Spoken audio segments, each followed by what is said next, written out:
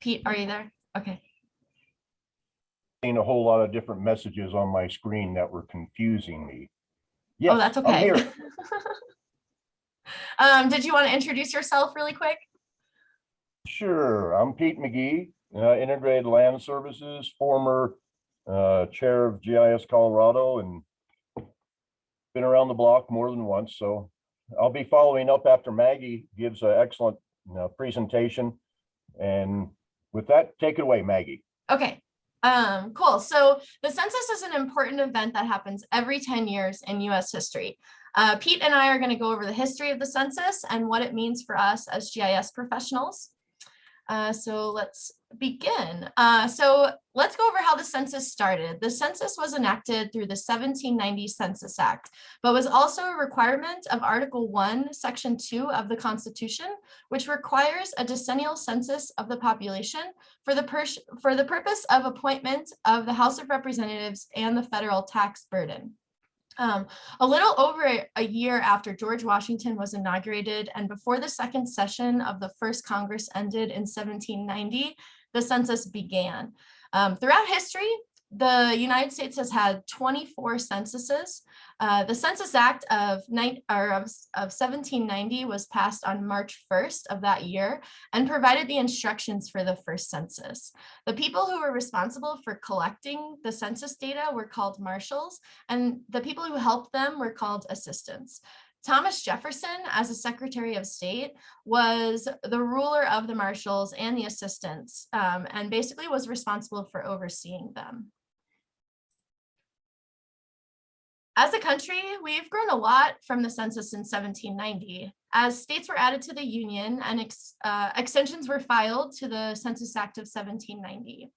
The original question asked in 1790 was asked to the head of the household, typically a white male.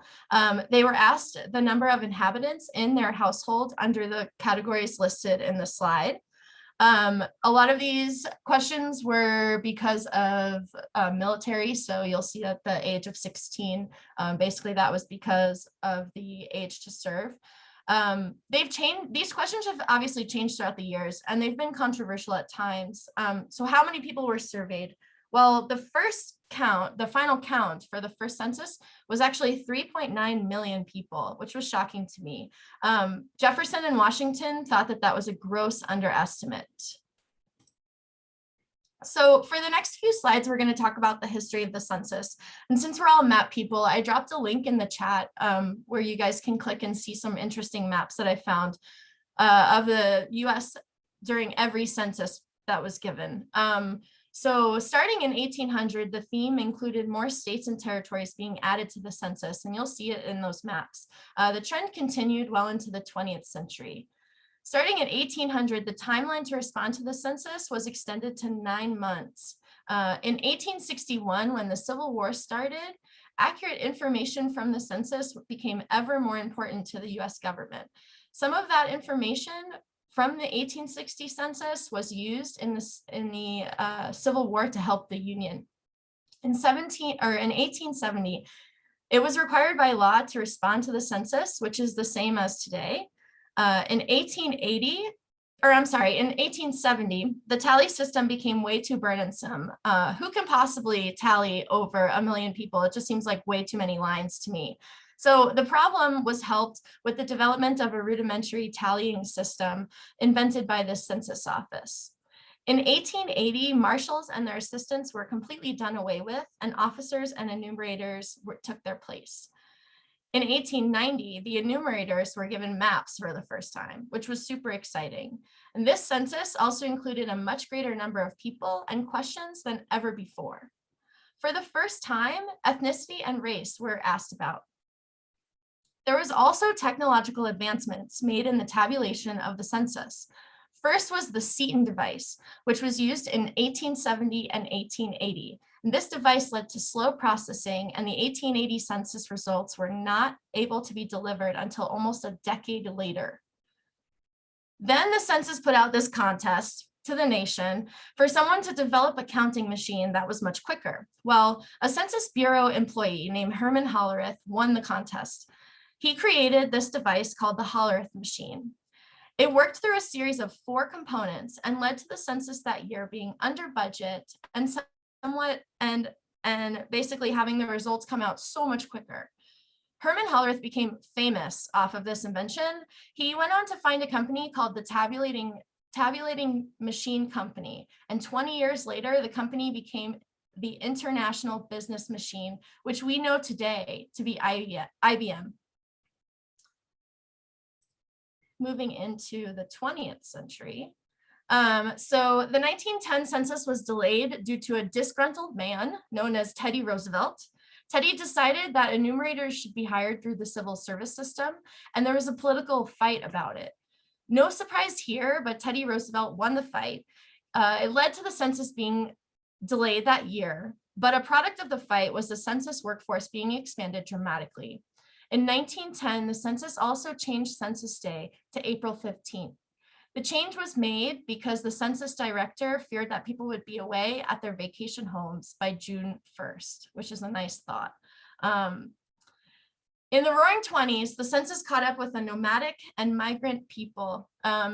And for the first time, it allowed people to respond in their current residence, and it did not require a permanent residence.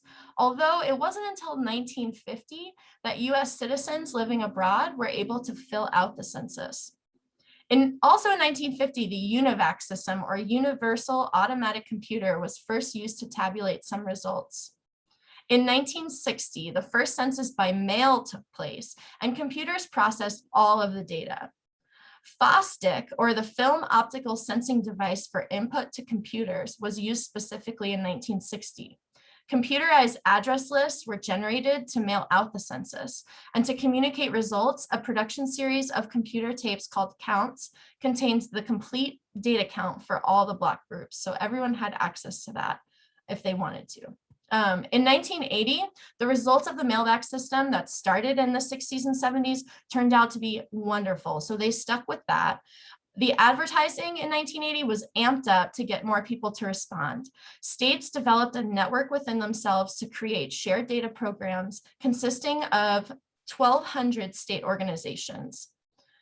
The topologically integrated geographic encoding and reference system, or TIGER, was created in 1990 by the USGS and the Census Bureau, and that was introduced for that 1990 census. TIGER was used to geographically code addresses to appropriate geographic locations and was used to create maps for many different uses. So far in the 20th century, advertising has been the theme. In 2000, the intimidating slogan, "This is your future, don't leave it blank," was available in 17 languages and reached 99% of US residents. People were able to fill out the census online for the very first time. Telephone workers provided help in over 6 languages. Optical character scanners were used to process returned questionnaires for the 2000 census. And using complex software, scanned images were processed and translated into the American Standard Code for Information Interchange, or ASCII. These responses were transmitted electronically to the Census Bureau headquarters for statistical processing and analysis. The data was disseminated on the internet for the very first time. CD-ROMs and DVDs were available for purchase. In the 2010 census, it featured a $133 million advertising campaign where ads started at the Golden Globes and the Super Bowl that year. It reached tons of people. The census website was developed in 2010, and also the Teach Census Week was a nationwide program in schools. And I actually filled out my census that year because of that Teach Census Week. In 2020, as we all know, the census last year was very politically charged. It faced an upward battle with COVID-19, but despite that, 2020 was actually the highest in US history ever spent on a census at $15.6 billion. So let's talk about redistricting. Redistricting is the process of drawing lines for the creation of electoral voting districts. According to the Reapportionment Act of 1929, which withdrew the size and population requirements for congressional districts and gave power to the states for the following criteria. They needed compactness, contiguity, equal population, preservation of political communities, partisan fairness, and racial fairness. So throughout history, redistricting has gotten a bit of a bad rep. Gerrymandering has kind of happened over the years. It's the practice of redrawing lines for the political advantage of legislators. It involves manipulating the district boundaries to leave out specific populations to ensure the re-election of a legislator. Gerrymandering basically became a term because of the governor of Massachusetts, whose name was Shirey, who drew a district map that a cartoonist spoofed to look like a salamander, and you can see that image in the slide. States started to refuse reapportionment of their House and state legislature after each census, and it was partly due to that act in 1929, where it gave power back to the states. Due to the population disparities, the southern states were able to exclude Black voters, and northern states refused reapportionment and the political power of rural small towns, whose power declined in comparison to large cities. Things started to get really, really bad, and the Supreme Court stepped in with the Baker ruling, which made reapportionment mandatory after each census, and that the districts must be equal in populations. The court case did not fix everything. It actually made the problem worse. And in 1970, Thomas Hofeller created the computerized mapping system for California. It allowed his party to hold on to state control in an automatic map drawing process. The process took absolute grip on American politics well into the 20th century and today. And as GIS professionals, we need to be conscious of it. The Supreme Court is not expected to rule on gerrymandering ever. They have turned down the opportunity to rule on the process countless times, and they've hinted at court cases throughout the years that the power of changing the rules lies within the state. So then came Colorado. But before we talk about Colorado, let's talk about why we love the census. So as GIS professionals, it's kind of a rite of passage. You end up using census data all over in all different industries. Census data is available on data.gov. You can go on and use it. Anybody can go on and use it. And just a little fun fact, in 2016, there was about $883 billion distributed through the federal government that relied on census data. So depending on your industry, you may also benefit monetarily from the census. So back to Colorado. So what's happening here? Colorado voters decided in 2018 that they were going to make redistricting efforts a more people-based process. They decided that 2 commissions would be formed, one for the state legislature and the other for the House of Representatives. In the process, citizens could apply to sit on these commissions, and certain measures have been put in place to avoid corruption of the people. A panel of retired judges have narrowed down the list to 450 independents, 300 Democrats, and 300 Republicans. Then they narrow down the list to 50 from each voter type and choose 2 from each party. They then forward the 450 independents and the 50 from each party to partisan lawmakers, and the partisan lawmakers will choose 2 from each party. So that process has already happened, but let's talk about the plan. So the plan is that the commissions will receive a preliminary map given to them by nonpartisan legislative staff. From there, the commission will hold public hearings across the state to hear feedback, and the commission will direct staff on what to change before the final proposal. The commission holds administrative meetings from now until July 7th, when they receive those preliminary maps from the legislator and begin those public hearings. They can change that July 7th deadline, and there's room in the Constitution for that. The deadline for the final maps to be given to the Supreme Court is September 15th, and the court must approve the map by December 15th, 2021. The maps will be used in the 2022 election, so we should all look forward to that if you're in Colorado. So there's some criteria. I'm gonna kind of go through this. So the The criteria is mostly the same. We have legislative districts and then we have congressional districts. For the legislative districts and the congressional districts, there are 2 slides, but they're all the same information. These districts must have an equal population, be composed of contiguous geographic areas, comply with Federal Voting Rights Act of 1965, preserve whole communities of interest and whole political subdivisions, must be compact as reasonably possible, and maximize the number of politically competitive districts. They cannot protect incumbents and they cannot deny the right of any citizen. So we have this slide and then this next one with this pretty much the same information. This congressional one is geared a little bit more towards on the federal level. So the question lies in how you can get involved. There's meetings, you can listen in on or watch meetings online. You can follow Colorado Redistricting on Twitter. There's tons of information on this whole process on redistricting.colorado.gov. And at this point, I'm going to turn it over to Pete because I went a little over my time. Maggie, thank you so much. No problem. And for you people watching, attending, this stuff is all being saved and will be recorded for viewing later from our YouTube channel. So I'm going to go ahead and start sharing my screen. Oh, heavens to Betsy. Here we go. And let's start with my PowerPoint process. I'm so glad Maggie mentioned Tiger files. If you're going to do, and the other thing to keep in mind, my portion of the presentation is all about the local level. Maggie covered the state level very, very nicely. But if you're a GIS professional working in a county, you better start talking to your county clerk now. And you're going to have Tiger files. There's no way around it. They have really improved them. They're a lot better than what they used to be.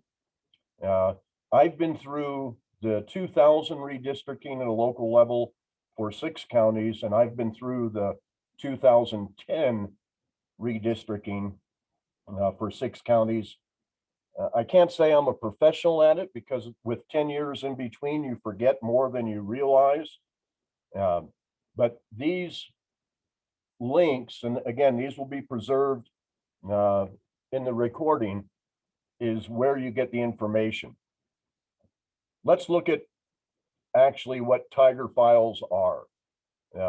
Actually, I already had this up. This is the state house districts.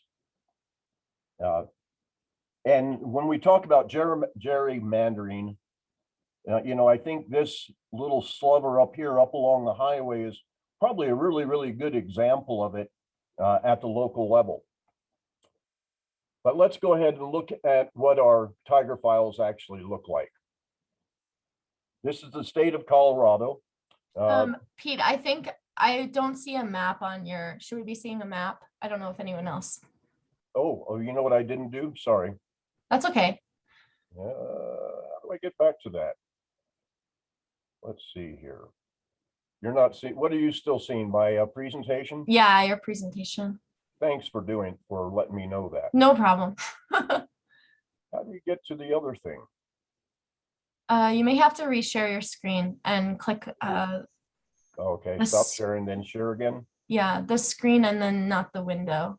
Well, how come nobody told me that before? Thank you, Maggie. Sorry. Now do you see it? Yes. Okay, perfect. Yeah. So Tiger files, good Lord, look at these things. Every one of these little, this is the block level. This is the smallest detail we get out of a Tiger file.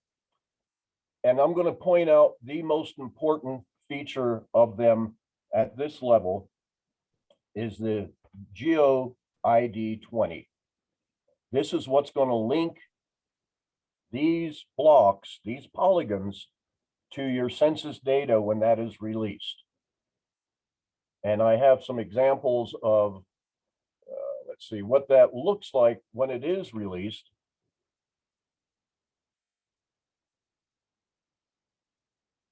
Well, maybe I thought, well, so commissioner districts, okay. So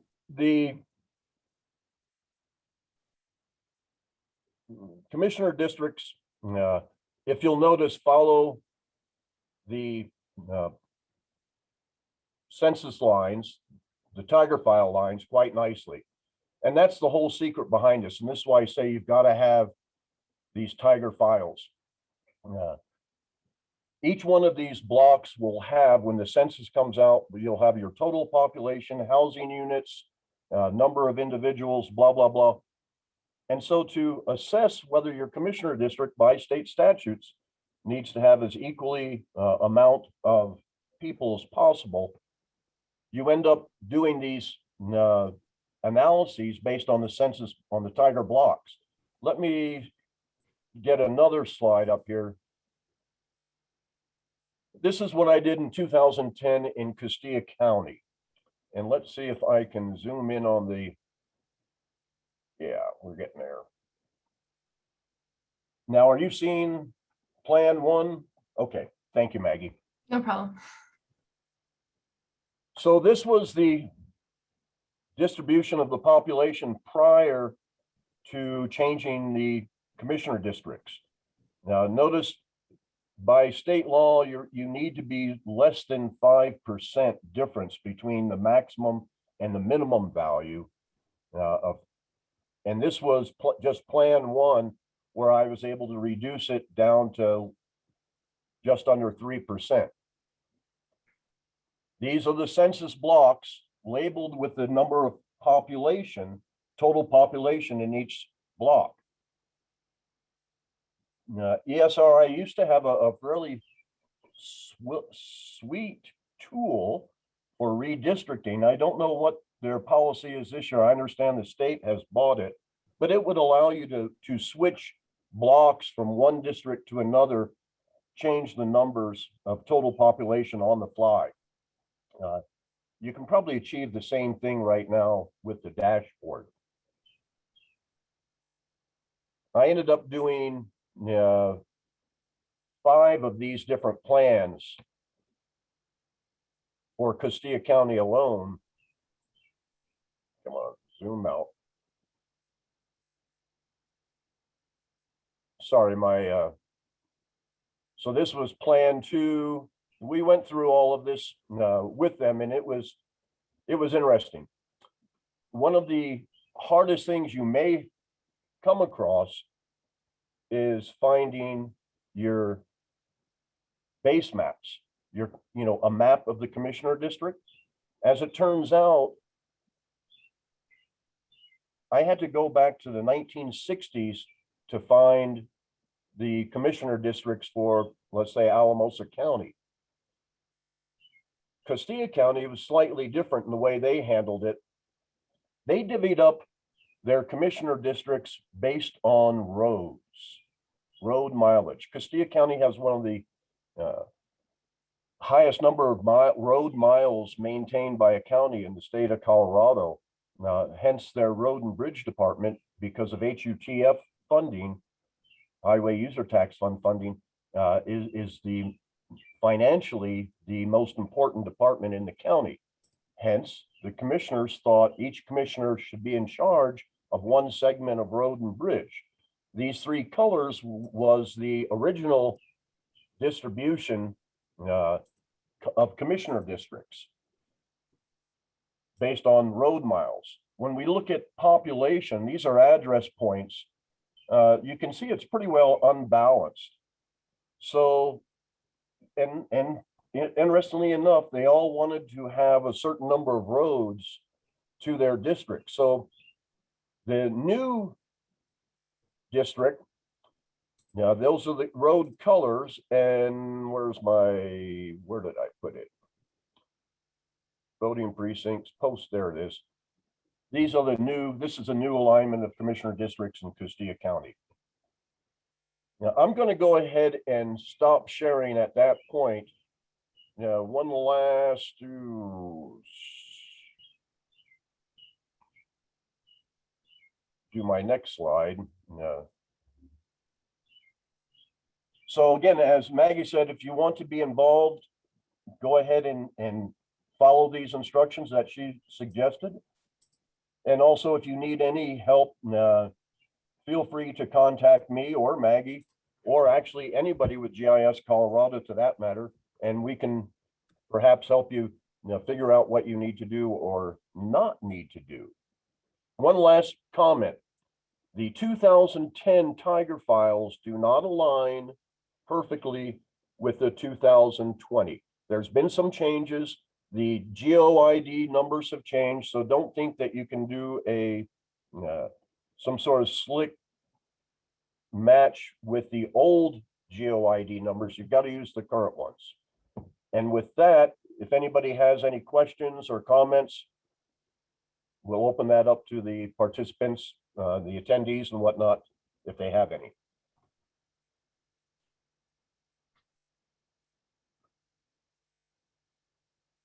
I see a chat. I don't see any questions. We don't have any questions in the Q&A, and no one has asked any questions in the chat. So. Well, then one last, because we still have 2 minutes. Heck, now I lost my train of thought. That happens when you get my age. I wish I could help you find it. Me too.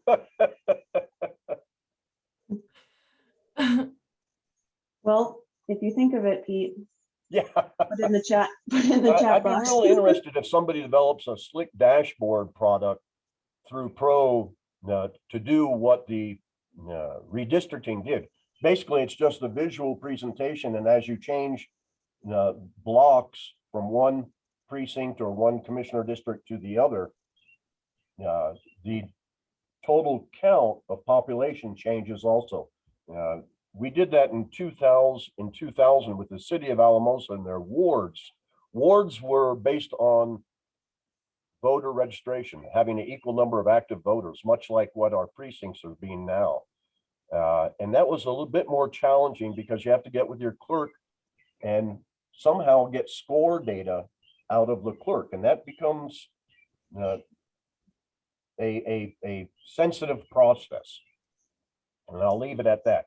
Talk to your county clerk, see how you can help them out. I'm sure they'll appreciate it. Pete, I think we have a question in the chat. Doug Roth would like to know if you help any other local districts in redistricting or just BOCC. Thanks, Doug. I appreciate that. Yeah, Integrated Land Services, which is my company, is completely available to help anybody. The San Luis Valley GIS GPS Authority, which we manage also, is what I do here for the 6 counties. But for anybody else outside, it's not a problem. We are here to help.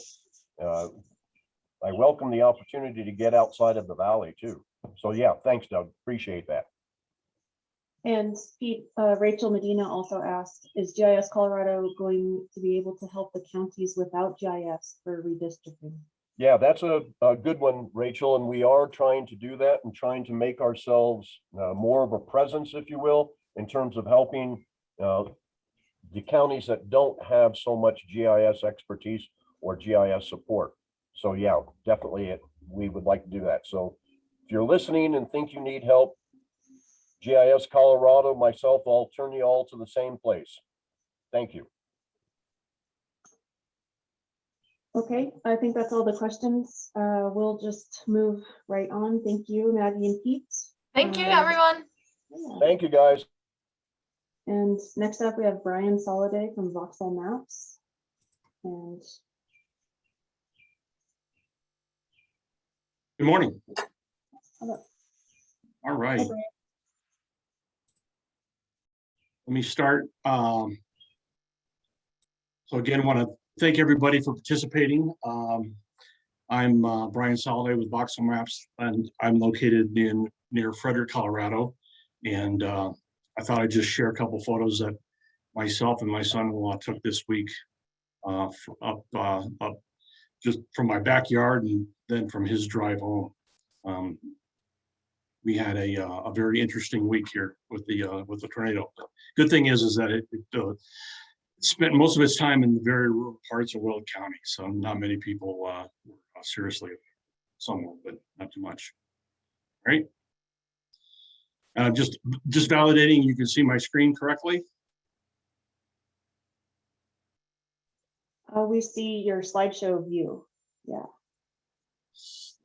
So the full screen or not? Or just the one with the numbers on it? Sorry. We see the, yes, we see your screen. All right, just, okay. All right. So thanks again for allowing us to present here. Enjoyed the presentation by Maggie and Pete. I've been involved in geospatial for a fair number of years.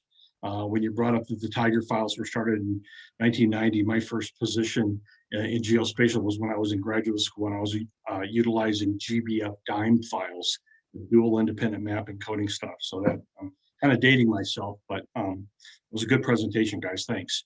What I want to do today is talk a little bit about 4D models, 4D volumetric data models, and digital twins, and talk about how that can be incorporated into the whole concept of smart cities. So what I want to do is a real quick overview of who we are, because a lot of people don't know who Voxel is. Talk a bit about what voxels really are. Talk about maps for machines and maps for humans, and then talk about digital twins and some use cases and close out if anybody has any questions. Okay. So with that, in terms of the company itself, so we're a spin out from a company called NavMe, which was a well-established navigation and HD mapping company out of the UK. We have offices, our headquarters worldwide is in San Francisco. We have office in Nottingham, Mexico City, St. Petersburg, Russia, and of course, Frederick, Colorado, where I'm located. We've got 46 full-time people. You know, we kind of scale up and scale down depending upon the requirements of projects. So, you know, last summer we had 360 people plus out in the field doing data collection. That a project we did last year, you know, we completed LiDAR and imagery data acquisition along 650,000 miles of roadway in North America. So that's about 99 round trips from Seattle to Miami. So a fair amount of experience in mobile mapping and data collection. Our technology is really three core components. So it's this global 4D data model that I'll talk about using voxels to create what we call this omnipresent digital twin, and a four-dimensional, so a really temporal spatial database that's volumetric in nature. We have a data collection network, which is our own sensors or systems that we put together. So it's commercial off-the-shelf technology that we've incorporated to build our own system. So the system we use is we actually have a dual-headed LiDAR. So we're collecting about 2.4 million pulses per second, 6 12 megapixel cameras. So we're collecting quite a significant amount of data. And then on the back end, we have tools for we have our own processing tools, but also for the extraction of the content. And that's really the most important thing about collecting the data is great, but what do I do with it? How do I effectively pull out data out of these digital twins in terms of insight to have a better understanding of what's happening with the assets and features, et cetera. Brian, could I interrupt you for 1 sec? We see your screen, but it's the slide navigation screen. Yeah.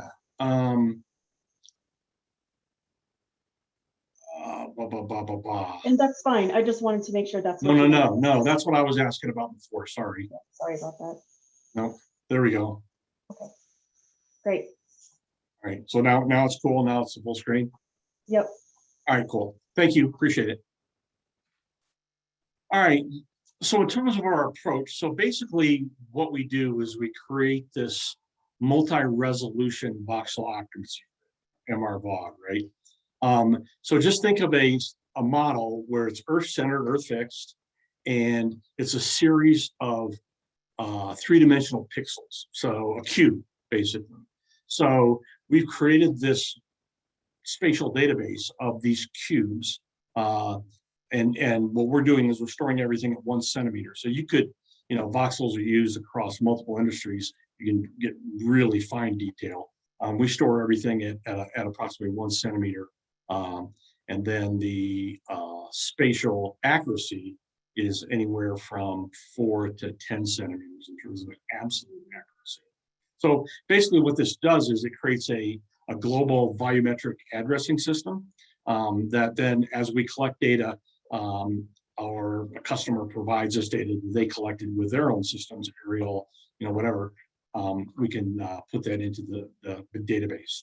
And that's what's, one thing that's critical is, we have our own systems for doing mobile data collection, but it's data agnostic. So we can incorporate data from a wide variety of sensors. So, we actually have teams right now in Australia doing backpack data collection in all the major cities of Australia.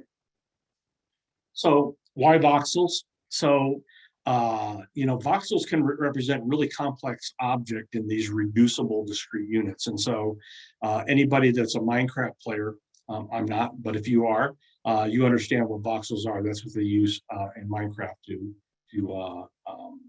really show the behavior of those pretty complex objects. The voxels are really an accurate 3D building block, more than any other modeling type, as they can mimic particles. And it's a very quick way to model and visualize volumetric data. So you can use it, the whole voxel-based modeling, to visualize and measure volumes of any sort of object. So on the medical side, they use it for brain tissue concentrations down to that level. But you can also use it to do, board foot calculations of a forest stand, or square footage of windows in a building for LEED certification. So a pretty broad-based capability that you can use the voxel technology for to do your volumetric mapping. So in terms of maps, so our tagline as a company is maps for machines. So everybody's really familiar with human maps, right? So these are the maps we use every day for navigation, for from point to point. It's primarily 2 to 2.5D data. Tends to be lower resolution, 1 to 3 meters. Some of the imagery we have today, is actually really solid, 3-inch to 6-inch pixels, which is good, but it's mainly focused on outdoor mapping. Whereas what we really focus on is maps for machines. So really 3D spatial data, high resolution, allows you to do analysis of multiple objects across the city, and not just the location of the objects, but also the measurements or the volumetrics of that and its attributes. And these kind of maps are really important for autonomy. So whether it's autonomous vehicles, autonomous cars, delivery robots, AMR robots, which are automated miniature robots, and drones. And with the machine maps are really, there's a requirement for both the outdoor and the indoor. So that's the whole digital twin concept, where you're creating replications of the natural and man-made world. So as the digital twin, I've been hearing this more and more in smart cities, and someone the other day just said, man, I think that's kind of just a fad. And I'm like, I don't think so. Right. So I did some research on market size, and I looked at, the smart city, and you can see here that, the current size is about $84 billion in terms of market size, but the future size for the next, less than 10 years is going to grow pretty substantially with almost 25% per year growth. So you could say, okay, the smart cities, that area is growing. But if I personally, from it as a geographer, think about smart cities, I say that also includes, GIS analytics and indoor mapping, right? And autonomous delivery from point A to point B, and all the vehicles out there. And when I talk about autonomous vehicles, I'm not just thinking, I'm thinking about autonomous vehicles even at the local government, for municipal utilities, the departments of transportation, public works, right? Their vehicles are going to be part of this overall automated network as part of the whole smart city IoT, environment. So it's not a fad. It's not going away.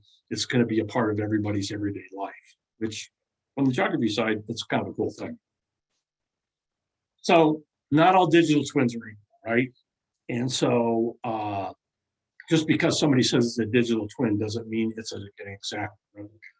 And from what I've been seeing, I mean, that is an issue in a lot of implementation of the whole digital twin concept. So for us, what do we think of as a digital twin? So it's a, it's a virtual replication of the physical world. So it's, both the natural and the man-made environments. And it could be a to-be-built man-made environment as well. So it's what's, what the plan is. And it's basically, we hear a lot of talk about high definition maps, and I just think that's really what a digital twin is. It's a really high precision, high definition map. And it allows you to do mapping of everything that's visible, not just one asset at a time, it's everything in the environment. And, from our view of the world in terms of the digital twin, because it's a Earth-based model with Earth-centered, Earth-fixed as a 0-0 point, right? Any subterranean features can be loaded into that model as well. So underground assets like utilities, water, sewerage, etc. And then one of the key things here is being able to convert data into any format for manipulation and visualization. So from the digital twin side, being able to take that data and export it into a format that can be consumed or easily consumed by a wide variety of GIS products like ESRI, right? And what I find interesting, because I just mentioned Esri, is that if some of you get the ARC user magazine, just showed up at my house 2 days ago, the front cover is all about digital twins. So Esri has been involved in it, and it's obviously something at front of mind for them to put that as the key cover story in this current issue of ARC user magazine. I just thought that was quite interesting. So in terms of creating a digital twin, let me just walk through to show you. So this is a drive that we did on the Embarcadero in San Francisco. So this is just the intensity returns of the LiDAR, right? The LiDAR scan. And then we take the image data and put it in the voxelized structure. You can see there's no people, there's no cars and stuff. So as we're actually driving and building this in real time, we're actually pulling that information out and getting rid of that. So you don't see bicyclists, et cetera.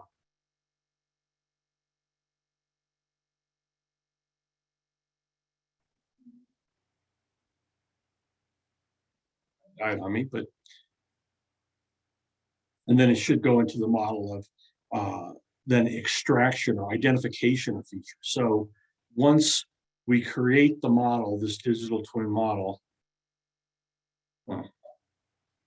then we do feature extraction. So we have tools, or the customer can have tools as well to do automated extraction. So road signage, road center line, automated measurement of overhead passes, etc. All the utilities, power poles, utility poles, attachments, conductor lines. Basically, any of the assets that are in the image can be trained and automatically extracted and then vectorized and then put into a format for the GIS.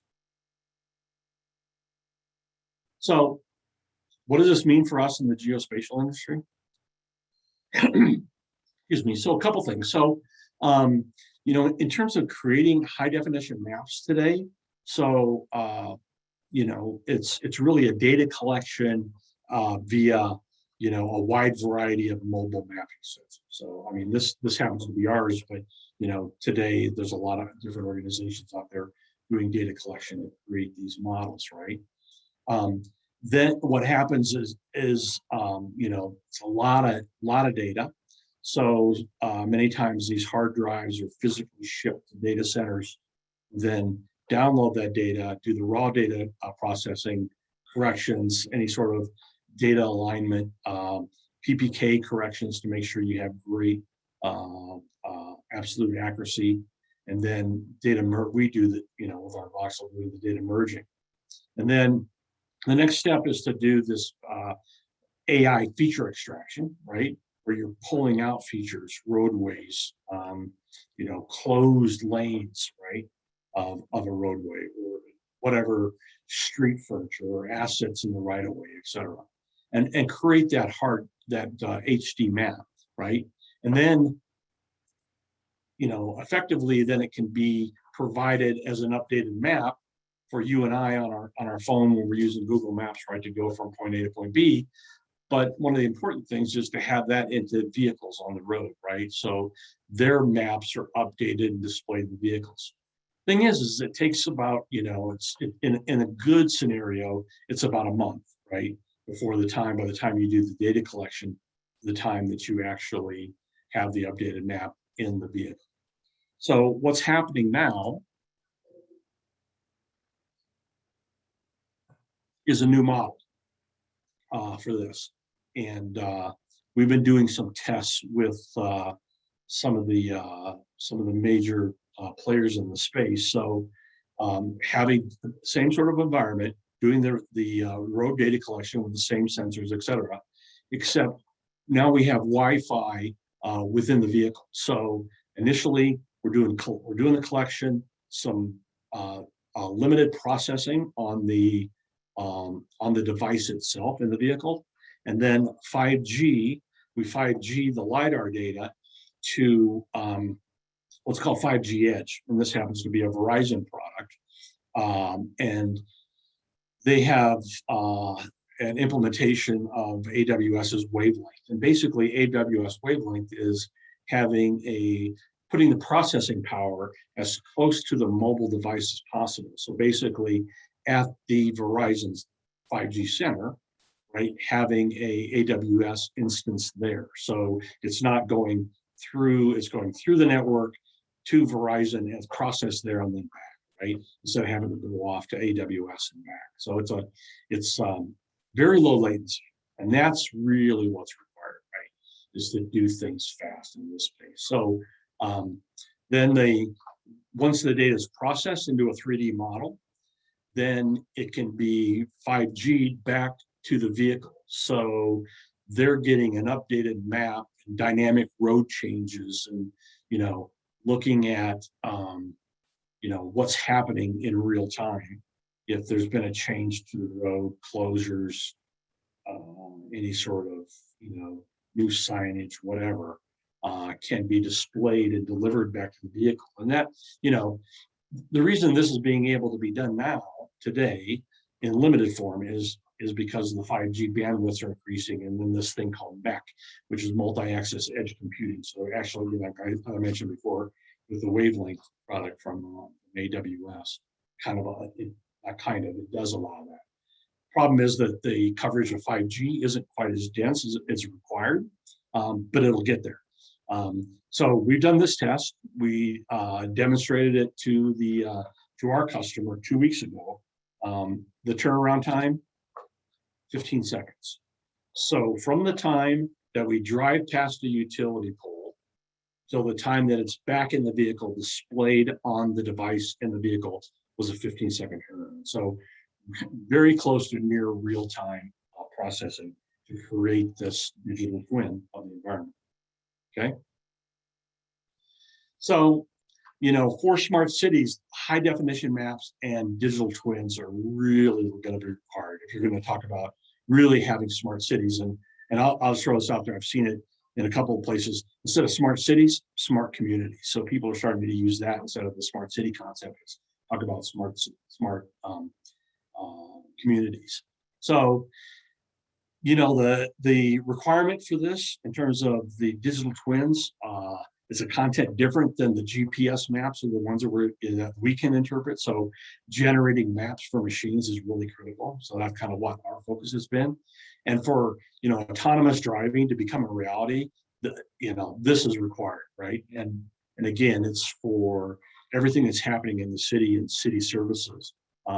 Those high definition maps will be required. And then this gap between dynamic road changes and getting it to the vehicle, that's going to require this 5G bandwidth. I read something the other day that said that a single autonomous vehicle will generate 30 terabytes of data per day. Think of that.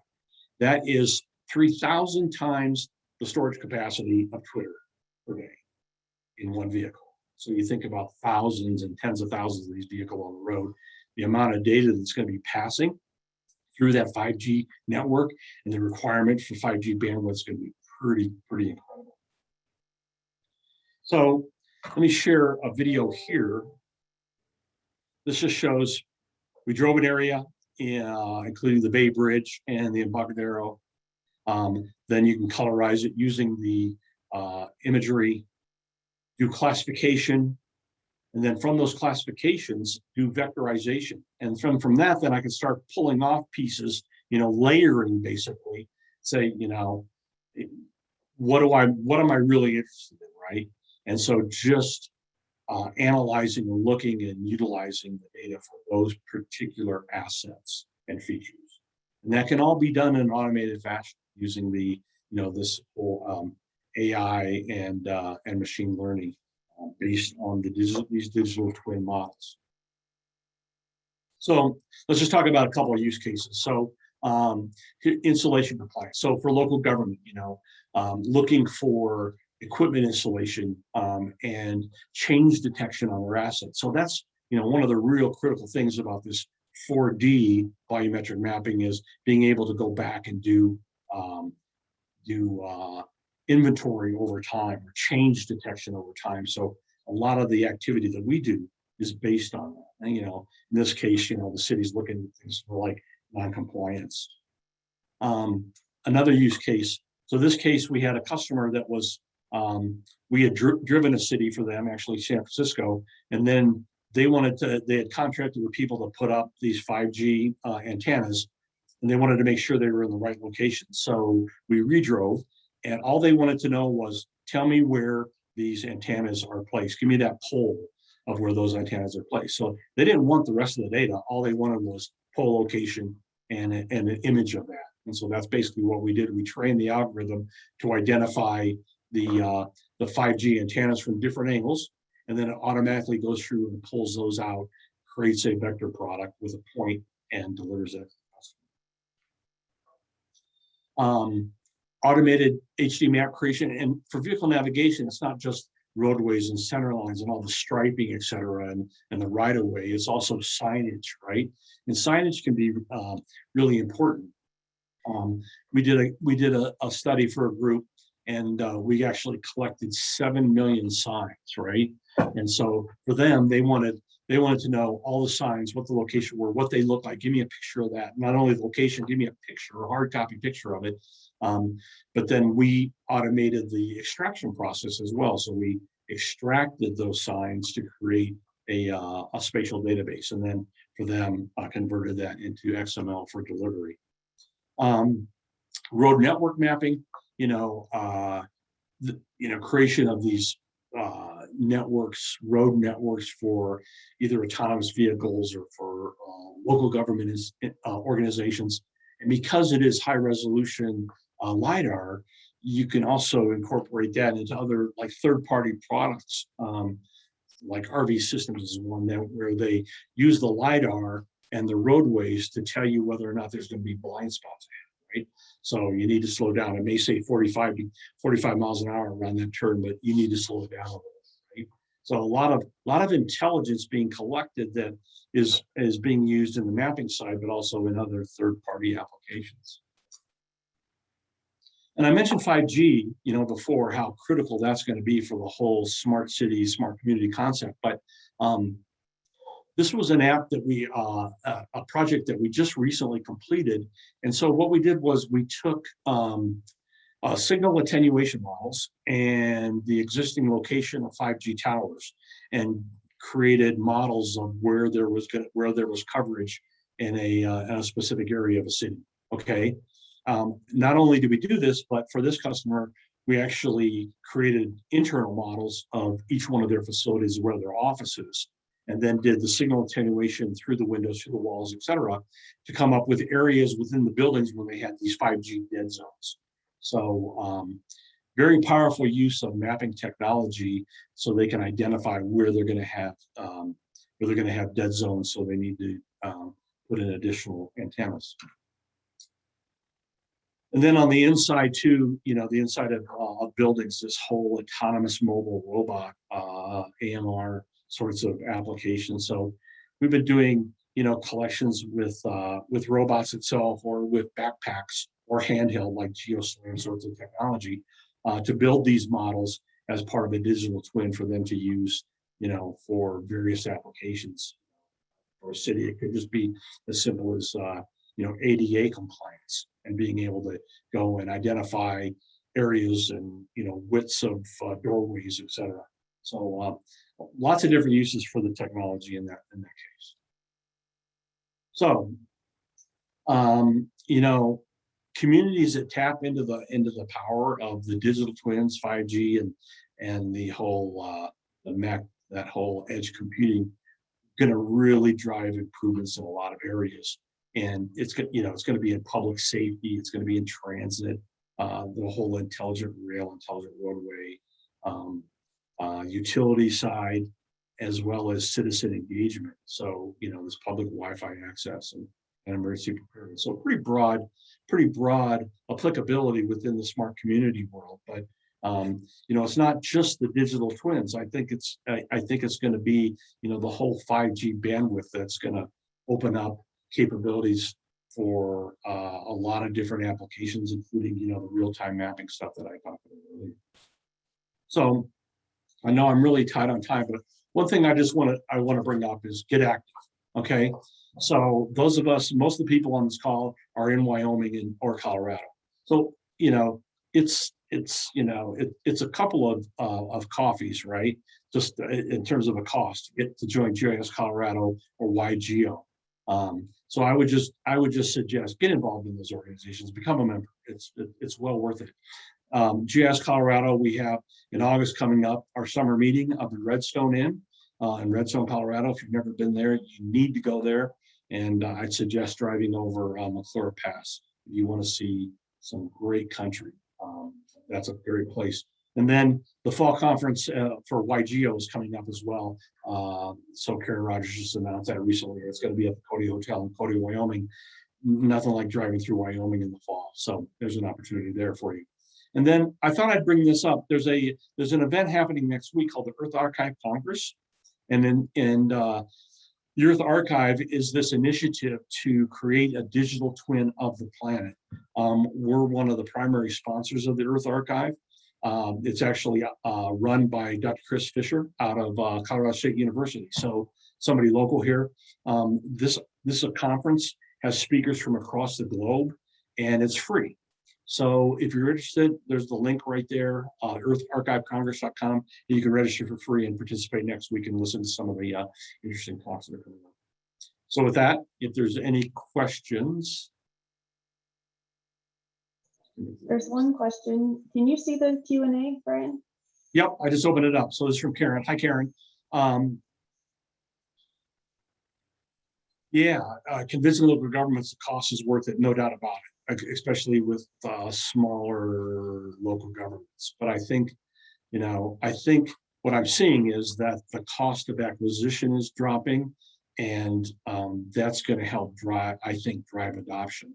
And then some of these other lower cost mapping tools will help that as well.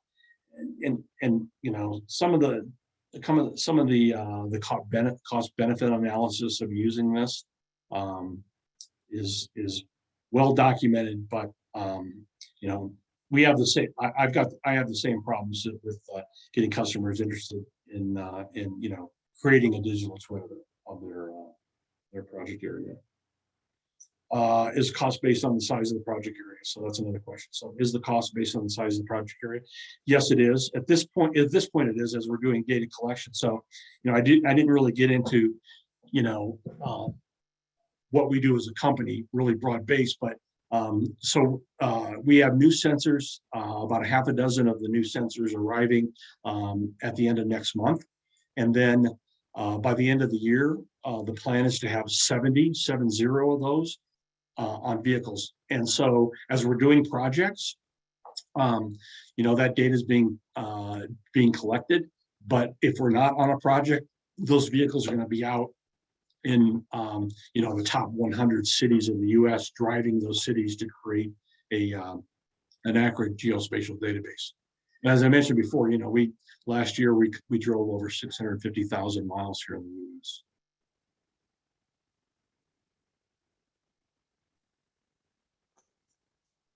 Well, that's the time. I think we're up top of the hour. Right. If you want to put your email in the chat so people can email you questions if they have any. Thank Sure you enough. for presenting. Cool. Where's the chat? There we go. Cool. And so, thanks, Brian. That was incredibly interesting and mind-blowing. So next we have Jeff Hamerlinck and Teal Wyckoff. Hi, everybody. Just make sure I can share my screen here. Hello.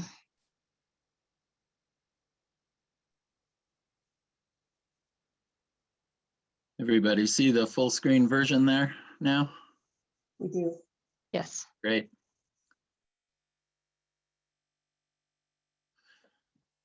Okay, well, we'll just jump right in. My name is Jeff Hamerlinck, and I'm the director of the Wyoming Geographic Information Science Center at the University of Wyoming in Laramie. And I'm joined today by my colleague, Teal. Hi, everyone. I'm Teal Wyckoff, and I'm a research scientist and the technical services manager at WyGISC. Super. So today we're going to talk a little bit about what we're calling revisioning the Wyoming Geodata Hub.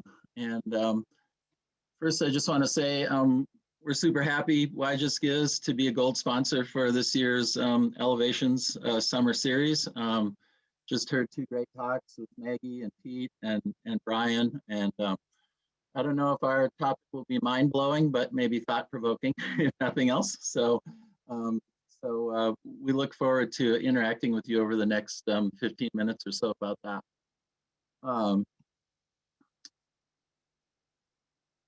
So just a little bit about WyGISC, if you don't know. WyGISC, the acronym we go by, we've actually been around 25 years this year, so it's our 25th anniversary. We're a research center at the University of Wyoming, and like a lot of centers, geospatial and otherwise, what we do can kind of be categorized into three different areas: research, education, and outreach. You know, traditionally our research has been very much natural resource oriented in a lot of ways. But recently, you know, that's expanded into all sorts of applications with drone technology and using sensors like LiDAR, but also working with data sets that are scraped from social media platforms like Twitter. One of our faculty members working there in the northeastern part of the United States that you see on the right side of this graphic. So our research mission has changed a lot over the years. Really expanding in a lot of ways. Another area that we've expanded in quite a bit is in our education mission. And so here, just in the last year, we've rolled out a large suite of credentials, both at the undergrad and graduate level in geospatial information science and technology. So at the graduate level, we're actually offering certificates in GIS, remote sensing, and UAS, all online, all planned pre-COVID. But it was sort of good timing for us in that there was this big shift to online and we were already kind of prepared for it. And then we anticipate that in the fall of 22, we'll actually have a bachelor's degree rolling out at UW as well. And then on the outreach side, there's a lot of different things that we do. Like in Colorado, there's a Colorado view. We have a Wyoming view, which is part of the Federal America View program that makes Landsat resources and related sorts of remote sensing technology available to professionals as well as teachers and students. And then we also have the Wyoming Student Atlas, which is started out as a published book, but then went online as a really big story map sort of a thing. And that's out to all of our junior high students, middle school students in the state. And of course, another aspect of our outreach mission has been supporting the Wyoming Geospatial Data Hub. And that's what we kind of want to talk about today, and envisioning, you know, sort of what the next edition of that will look like. So, you know, the clearinghouse concept is not a new one, right? So the roots of this go way back to the early 1990s when the FGDC was established and standing up this idea of a national spatial data infrastructure. And that colorful graphic on the right side of this slide talks about the various components of that. And these should all be familiar to us, things like standards and metadata. But clearinghouse is right there at the top, this idea of being able to discover and share data. It's really hard to find a screen capture of the very first clearinghouse, and that's why the example I have is so fuzzy there on the right-hand part of this slide. But that's what it actually looked like back in about 1996 or so. So we got into the game pretty quickly with this.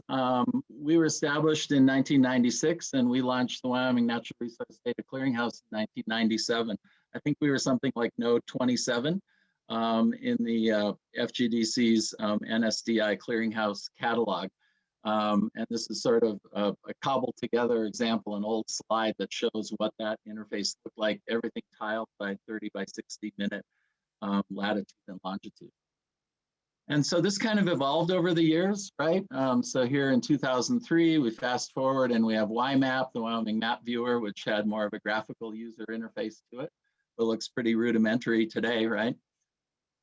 And in 2008, we had renamed this the Wyoming Geo Library, which was still kind of that FTP metadata kind of search site. And then we added this graphical piece called the WyGISC Data Server. Same names in 2010, but the interface had evolved again, and we added in an imagery server, which seems to be a pretty standard part of serving imagery, and coordinating that at a single hub remains a pretty prominent principle today. And then in 2014, kind of the latest evolution of that with the Wyoming Geospatial Hub, building on some standardized Esri platforms and continuing to evolve today. And this is kind of what the Wyoming Geospatial Hub would look like if you visited that site right now.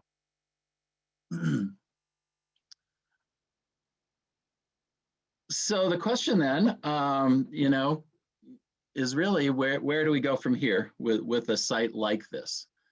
Every state seems to have a statewide geospatial data clearinghouse. Some of them look similar to one another. There's a few that are quite different and kind of out of the box, but it seems to be a common resource across the states. And so if we're thinking about, well, what should this look like in the future? You know, where should we go for some guidance? Well, we could go back to the last time we went through this exercise, and we can look at the principles that we established in 2014. So data being discoverable, accessible, explorable, and collaborative. I feel like we did an okay job with the first three of those to a certain degree. The collaborative, maybe not so much, and maybe that's a little bit tougher nut to crack. We could go back to the pioneers, right? The Federal Geographic Data Committee still maintains a national clearinghouse. Today it's called the geoplatform.gov. And here's sort of here's their tagline, right? Making federal geospatial fair, findable, accessible, interoperable, and reusable. So that sounds kind of familiar and a little bit overlapping with these, right? But kind of a variation on a theme. So interoperable is still there. It's always been there. But the reusable, it kind of points to this idea of economies of scale and building an infrastructure that that can generate additional use and derivative products and different things like that. We could also look to other states to see what we might do. So our neighbors to the south in Colorado, here's the Colorado site from the governor's office. I'm guessing most likely built on ArcGIS Hub, similar to ours. And so at first glance has a similar look and feel, but may be different in terms of its content and functionality. We can look to the west. So state of Utah's clearinghouse goes back really one of the early pioneers among the states, probably to the late 1980s, early 1990s, along with the state of Montana. So we look at the Utah AGRC, and if you dig into their site a little bit, They do have an ArcGIS hub type site, but even you can see down here with some of what's listed, they also have a lot of other kinds of customized ways of getting at their data and information products. And so there may be things to learn there.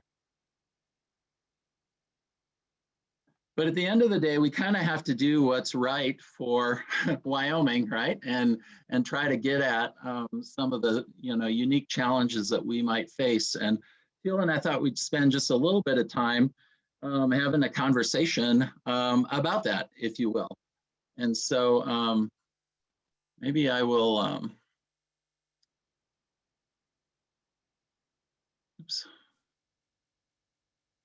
Maybe I'm going to unshare if I can here.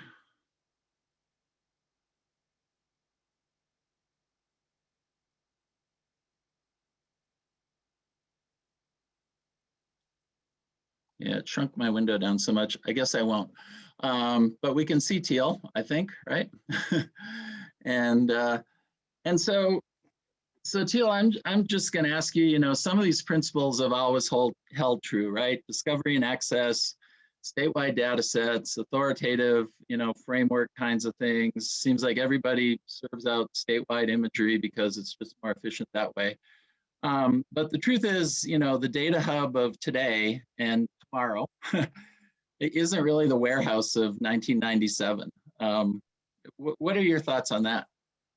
Yeah, I would definitely agree. I mean, I think, in some ways, things, while they felt, monumental at the time, that we are at a point now where, warehousing of data just doesn't meet the needs, right? And I think that there are a few different ways that things are different, both today and looking forward. And one of those is in terms of, I think we are multidimensional.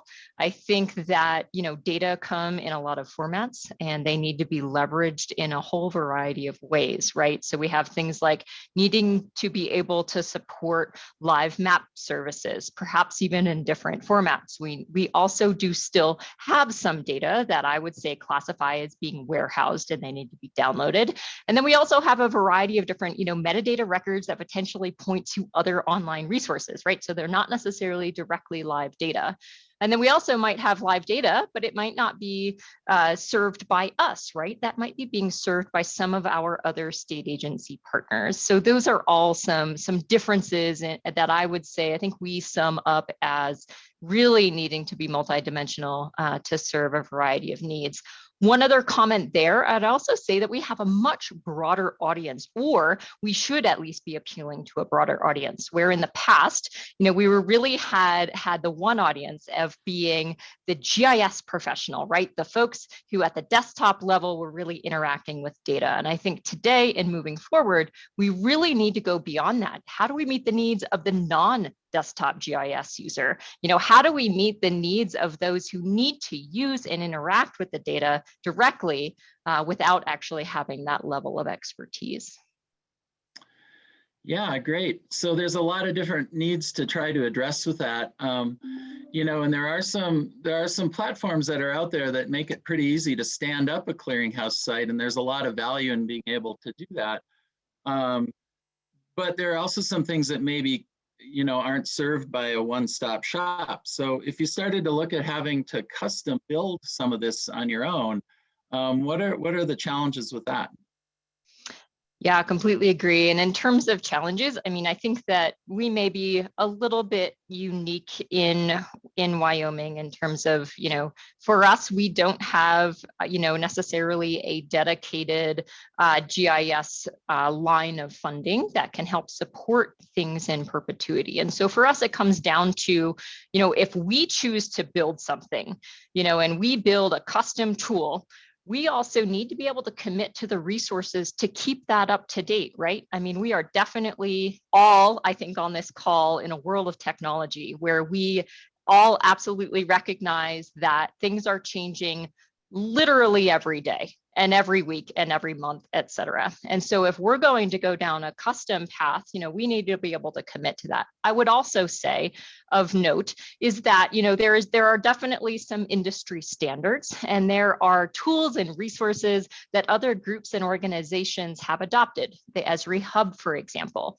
that allows us to seamlessly integrate and share across those different platforms, across those groups. And that may be something that we can't necessarily do if we go down a custom path of our own. Great. I have a page and a half of questions, but my timer on my phone tells me I have 70 seconds. So we talked a little bit about some technical issues, but real quickly, what are some of the institutional issues with, having a vital hub or vibrant hub like this? Sure, I would guess a few. Number one, I think having some incentives for participation, right? So a hub or some kind of data clearinghouse is only as good as the data that are in it. And that absolutely requires communications and relationships with those who are actually providing those data sets. So from state agencies, federal agencies, and others at the local and county level as well. And I would say, I guess another institutional issue, I mentioned this before, but would also be, funding. That is something else that it comes down to at the end as well. Great. We would love to keep this conversation going, but realize in the interest of time that that we're going to have to wrap things up. We had hoped to maybe just ask for folks' thoughts, that have joined us today, and share some things in the Q&A. We can do that if we're able to hang on for just a few more minutes. Regardless, though, just real quick, we are going to be publishing a survey to get input from the Wyoming geospatial community, but we'd love to hear from our neighbors as well and surrounding states. So we'll have a survey opening here later this month, and then we'll be running some focus groups this fall, most likely including at the fall WyGeo meeting and some other mechanisms online. And if you want to learn about this and other things that we have going on at WyGISC, here's our website and the QR code to be able to access some of that. But I'm going to quick stop the share and just see if there's any immediate questions that folks might have. And I know we're out of time. We don't have any questions in the Q&A. And if anyone would like to, for me to allow you to speak, let me know. Oh, we have a question from Karen Rogers. Can you see that, Jeff? Let's see here. Yes, thanks, Karen, for the shout out. Thank you, Karen. I mean, we know that there's a lot that can be improved on with this, and we're just trying to, figure out the best way to do that moving forward. If the next iteration of the clearinghouse is hosted at the University of Wyoming, or if it's hosted somewhere else, let's try to make it the best that it can be.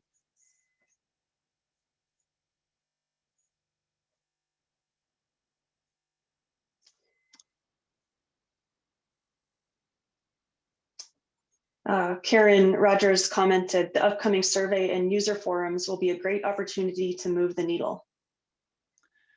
Yeah, and we'll make sure that we announce that on the GISCO listserv and the WyGeo listserv and some of the other surrounding states outlets for this stuff too, because we'd love to get input on this. And I think these aren't challenges just for Wyoming. I think these are challenges we face in each of our states, and not just for statewide clearinghouses, but for hubs that are set up by cities, hubs that are set up by counties. Universities in particular have a challenge with how to get scientific research results out there and share that kind of data. So lots of common challenges.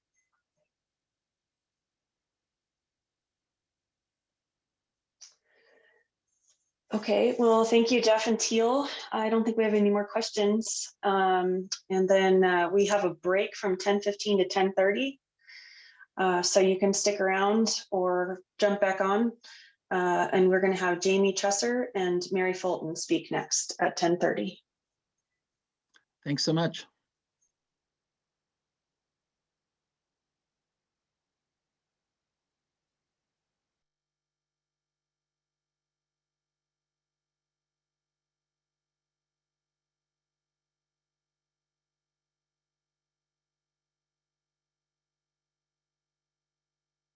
Here.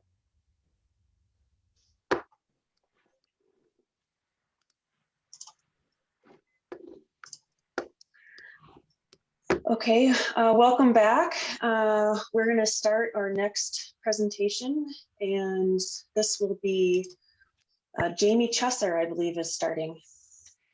Yes, thank you. Really appreciate being here. And thank you all for being here today too, and attending the Elevation Geospatial Summer Series virtually. My name is Jamie Chesser, and I am Director of Programs for NSGIC, the National States Geographic Information Council. I am based in Denver, Colorado. And a funny thing that I wrote in my notes here is that it's the best city and county to vote in the country. But to say the least, I'm a little biased since I live here. But thank you again for the invitation to speak at this event. I'm honored to be here. And it isn't just me today. I have some folks that will be sharing alongside with me. And our goal is to help you all get to know geo-enabled elections. I'm going to start by providing the basics, both the concept and the project. Then I'll hand the microphone over to Brad from Berks County, Pennsylvania, who will talk about how they are geo-enabling their elections. Then Mary Fulton and Secretary DeGraffenreid Reed will be up next to share some information about the election modernization project that's happening in Pennsylvania. And then finally, I'll wrap things up with a summary and a call to action for you all. So we have about 30 minutes to share today, and we do want to leave a little bit of time, obviously, at the end for questions, so we'll go ahead and get started. So first off, again, thank you all for inviting us to be here today. And I want to share just a bit about NSGIC before we get into the meat and potatoes of the presentation. NSGIC is the National States Geographic Information Council. It's an organization whose mission is to advance state-led geospatial coordination for the nation. And our members are the state geospatial information officers and coordinators, state agency GIS leads, local and regional government representatives, federal agency partners, and also private sector collaborators. It's important for me to mention that NSGIC members are passionate. They're passionate about geospatial technology, processes, collaboration, and solutions, and most importantly, they do want to make a difference. So with that, let's get into geo-enabled elections. It really is all about right ballot to right voter. That is the primary goal of geo-enabled elections as a concept. It's also the primary goal of the Geo-Enabled Elections Project. And we strive to do this and are helping to ensure that this happens through the use of GIS. Now, as you all know, we use GIS for so many things and in so many disciplines. It really is a tool that transcends most boundaries. And of course, we can use it for elections as well. For simpler election data management, to visualize our voters, precinct boundaries, and polling locations kind of all together in a map. We can use it to perform spatial analysis to help us determine our closest polling location or determine our closest drop box. And we also can use it to perform what we like to call a spatial data audit, which is a process that ensures that all of the voters are voting in the right contests and have received the correct ballot style. So put simply, it just makes sense to use GIS in elections. Do we want to work with paper and lists, or do we want to work with maps, visualization, and powerful analytic tools?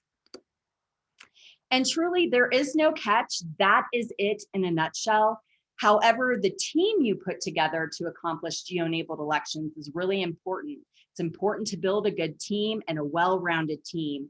You need the election side of the house and you need the GIS side of the house. And as a state or county wanting to do geo-enabled elections, we believe it is imperative to develop a relationship with the state GIO or equivalent, or a GIS director or lead within county government. Now, you might ask why. We believe state geographic information officers are valuable and that they bring a lot to the table. We have a great document on the NSGIC website that I would encourage you to take a look at called The Value of the GIO. And it explains exactly why the GIO is so valuable. Election offices at all levels, especially in smaller jurisdictions, often lack resources and funding for technology and modernization, including GIS. So building capacity through these relationships is really critical. It's important to build those relationships and have all of that knowledge at the table.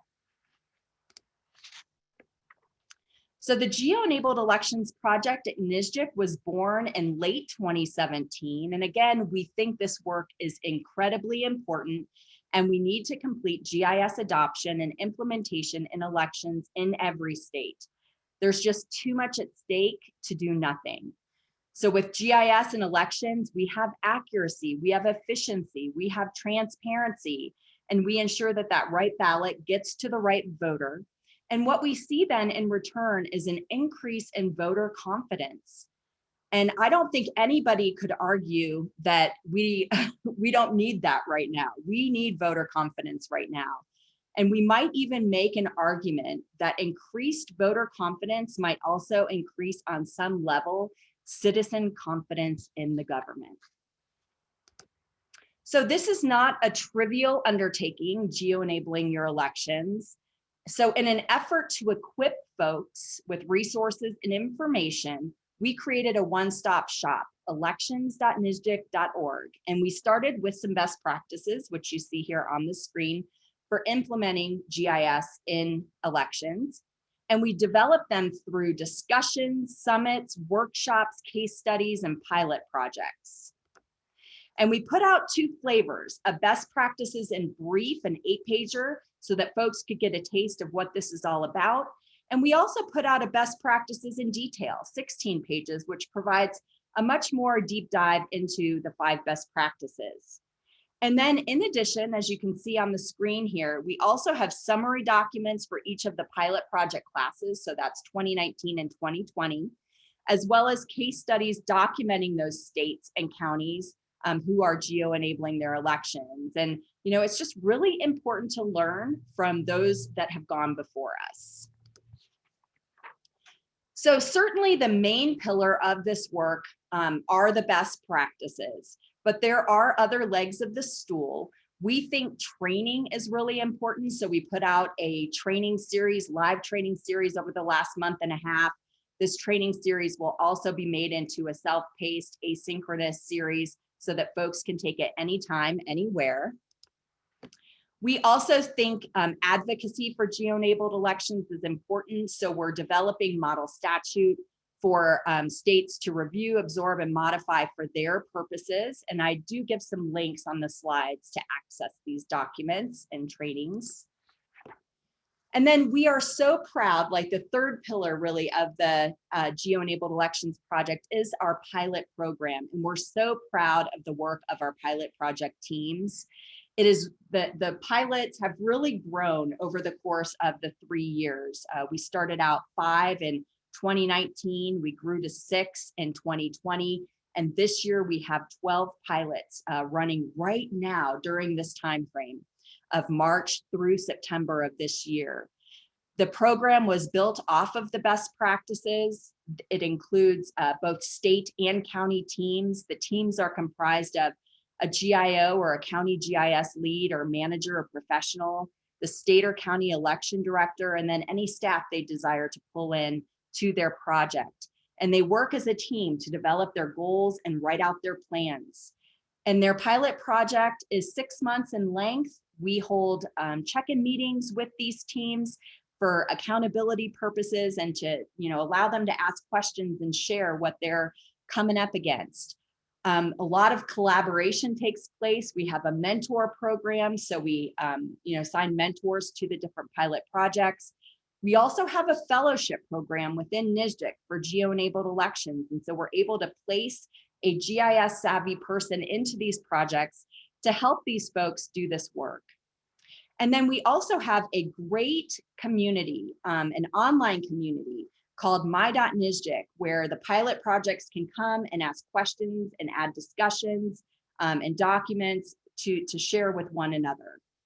And then yearly, we have a Geo Summit where these pilot projects come together and they share their summaries, what they learned, what they accomplished. It's quite a fun event to attend, and there will be one this year. So really, geo-enabled elections for these pilot projects, it's a megaphone, and we amplify the great work that they are doing. It really is the tide that raises all boats. And so now I would like to hand the microphone over to Brad Shirey. Brad has been with the County of Berks since 2004. He is the GIS manager within the Information Services Department, and he's charged with enterprise GIS data management and GIS application support, as well as support for various county agencies that have internal and external GIS needs. So Brad, take it away. Okay, thank you. We're located here in Southeast PA. We're about 50 miles west of Philadelphia. Our county seat is the city of Reading.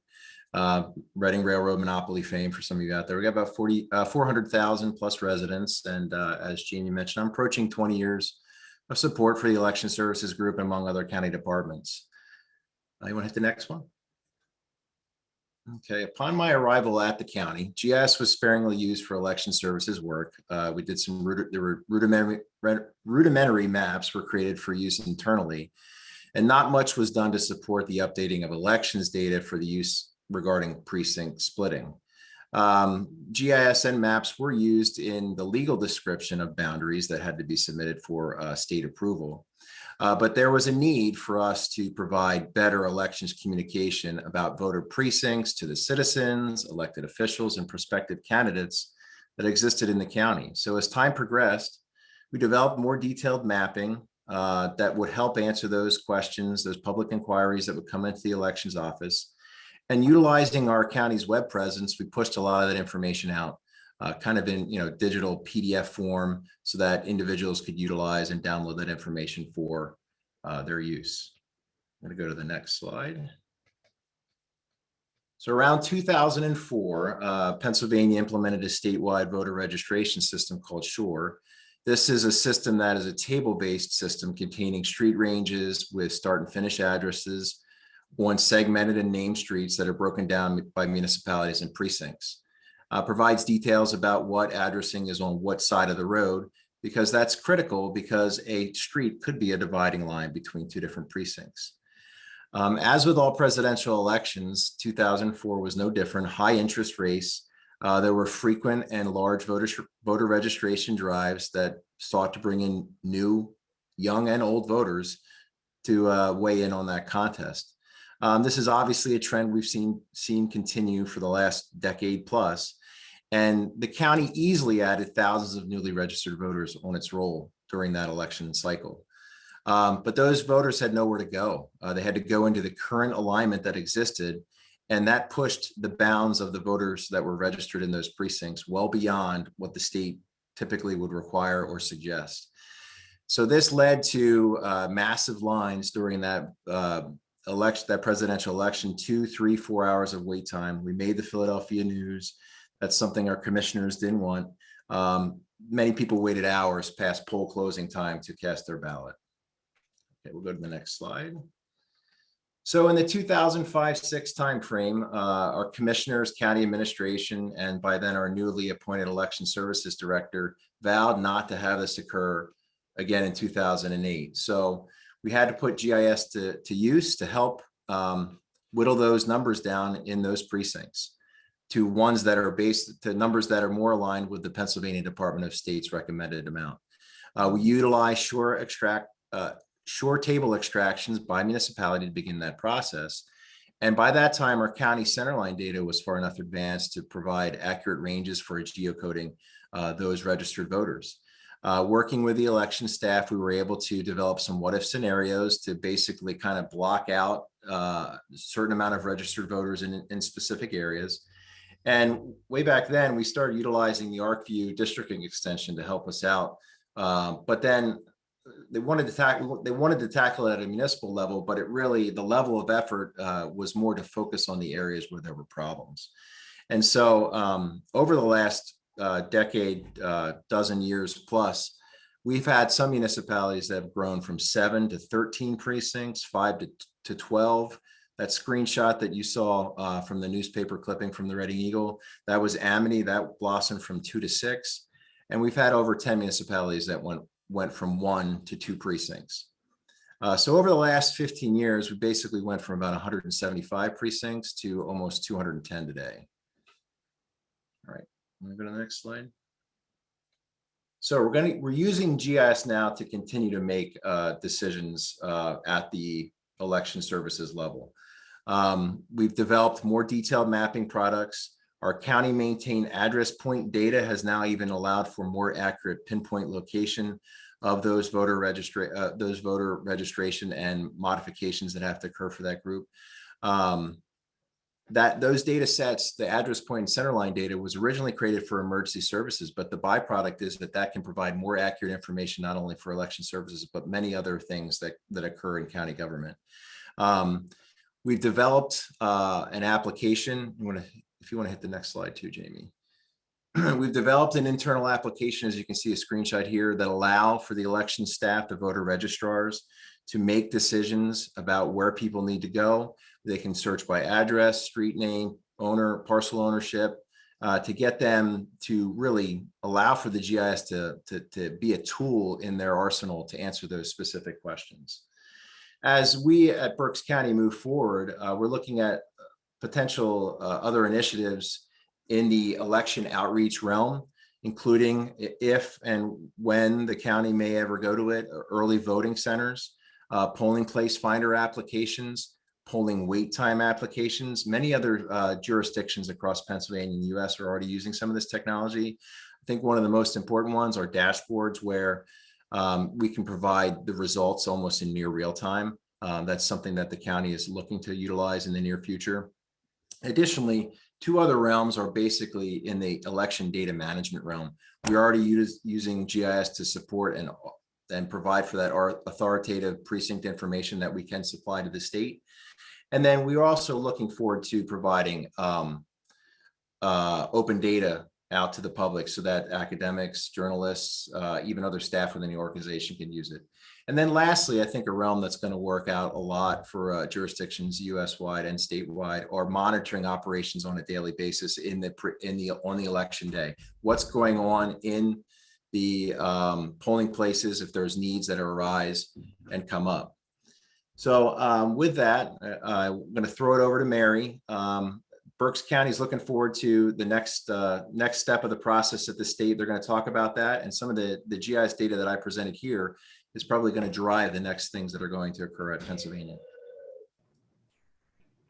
Sorry to interrupt. Hi, this is the host. We do have a question from Karen Bowman. Is there a specific projection needed for geo-enable redistricting?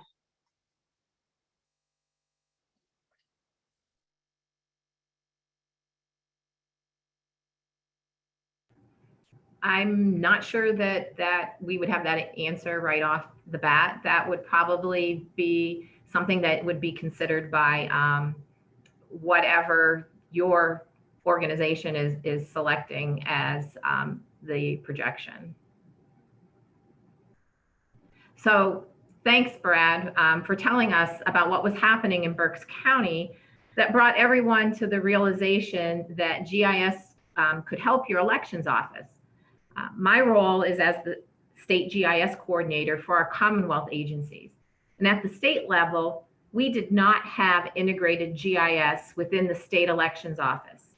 And every spring and fall, right before an election, our public GIS clearinghouse would get requests for precinct boundary data. And every time we would have to tell customers that data doesn't exist. In 2019, Pennsylvania had the opportunity to participate as a pilot in NSGIC's Geo-enabled elections project, which, by the way, our participation was initiated by the state elections office. As our project goals, we wanted to get polling locations and precinct boundaries aggregated at a state level because, well, That should be pretty straightforward and easy, right? We'll just ask the counties for the data. Not as easy as it sounds.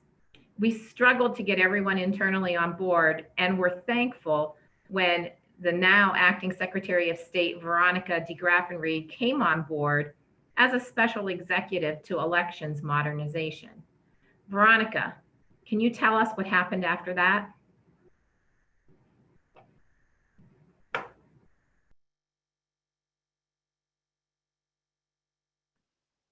Veronica, you're on mute.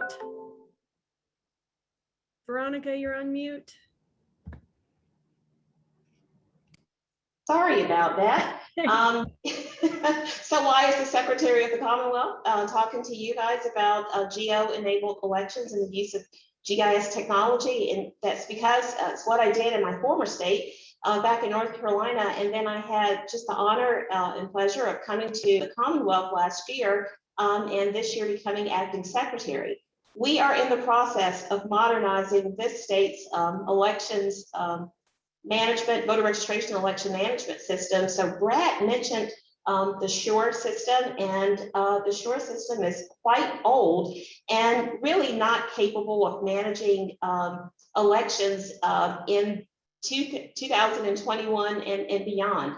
And it's so important in this day and age to use the technology that's available. So Berks County is absolutely leveraging and using GIS technology, but our system is still using street ranges and block ranges where counties have to go through and basically manually plug in the information into that table-based structure that Brad mentioned. So what are we doing? How are we achieving that? Well, the state, number one, has taken all of the existing addresses that are in the state's voter registration database, and we have now geocoded them using a custom geocoder provided to us by Mary's group. And so we will take that and make sure that it aligns with the requirements for our new voter registration system so that it can be imported into the old Shore system. In addition to that, Mary is exactly correct. It has been so hard to work with the counties and work with other partners to pull together all the various civic boundary layers that will be needed for our new system, but we're gathering that information. And when we go live with our new system in mid-2022, we will take all of those address points, lay them on top of a boundary, a statewide precinct split boundary. And that's how counties like Berks County will do their district assignments in the future. So Berks County, PA, is already ahead of the state, but we're trying to catch up. So in Pennsylvania, in the years to come, we will have a GIS, geo-enabled system that will leverage, again, both geopoints and address layers. And that's how our counties will perform their very tedious task, and hopefully they won't be quite as tedious anymore with the use of our new system.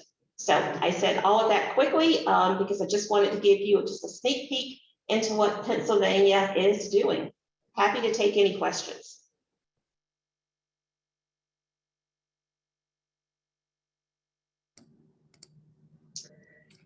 And as an attendee, if you would like to be unmuted to ask a question live, please just send me a chat.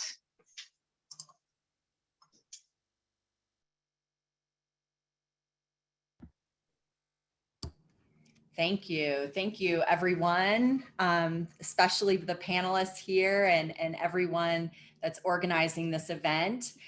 We're happy to take questions, but I also wanted to just throw this last slide up here with the website, elections.nsgic.org.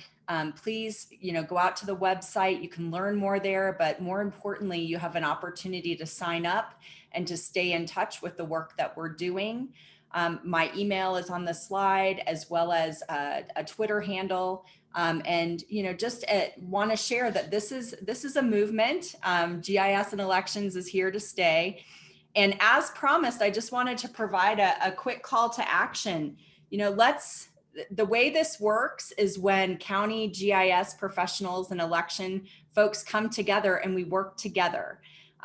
So I believe that elections and GIS, we are stronger when we work together. And one last note, really excited to share that Geo-enabled elections will have an upcoming webinar at the end of the month. It will be on Wednesday, June 30th at 2 p.m. Eastern Time.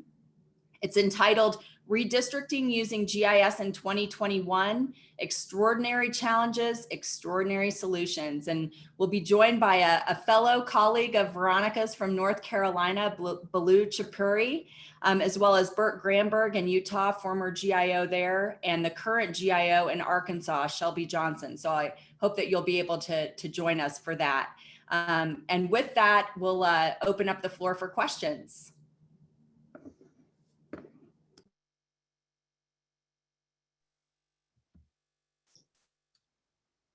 Since I can actually talk, I'll ask my question. So Veronica, did you find it challenging to get your counties to sign on and be willing participants in geo-enabled elections? And how did you overcome that? So it is, I mean, we're undergoing this right now. We have a lot of interest from not just our counties, we're using new terminology with them. Of course, Berks is ahead of the game, but we found that there's some concern out there in Brad's world from the local GIS specialists who are now having to partner with their county. So, you know, we're getting, I think some are excited, some are a little, you know, reticent as to what the future will hold. But I'm thinking that we're going to rope Brad in to make sure that we get everybody on board. And they'll know that this truly is the future. It will greatly improve elections administration and including the accuracy, really. So it remains to be seen. I can say in North Carolina, when we did the work there, yes, working with Ballot, it started slow, and then when counties were able to see the possibilities, they were absolutely pinging us in North Carolina, who will not use it for purposes of voter registration or voter assignment, but for auditing. They were so amazed about how accurate they could get their data, and they were able to see in some cases that, you know, voters were truly assigned to the wrong districts, including sometimes the wrong county. So it'll be exciting here as well. For sure. And if I could ask one more, do you know, is this idea being discussed among the Secretary of State's circle? So Jamie can probably share more about that. We're trying. I mean, you saw all of those, you know, jurisdictions that are participating in the pilot. I think there's growing interest, and a huge part of that is the work that Jamie and her staff, what they're doing to really make the case. And again, there are so many local jurisdictions who are already leveraging and using GIS technology like Berks, and they're like great tools that are out there. So I think it's a growing interest in just using the technology that's available. But just like with everything else, sometimes the state moves a little slow, and it's just using GIS technology in these voter registration database systems that truly were established post what we call the Help America Vote Act after the 2004 elections. And so these systems are aging now. So this is the time for states and jurisdictions to start looking at modernizing their tools.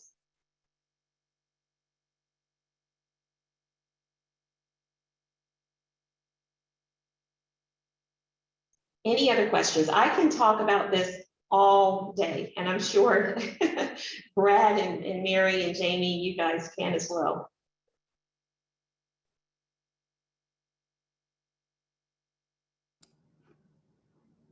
I don't see any more in the chat. Am I right? We don't have any more questions in the Q&A or in the chat. So I think we'll conclude.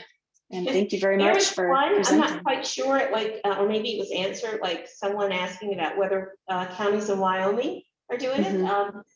I don't know, but hopefully they are. And if they are not, I would encourage local GIS experts out there in Wyoming and Colorado to reach out to your local county boards of elections or, you know, jurisdictions and provide them with some help if they're not reaching out to you. Thank you. Thank you. Thank you very much. It is 11 you. o'clock. And so we are going to roll into the next presentation, the Endnote with Julia Fischer.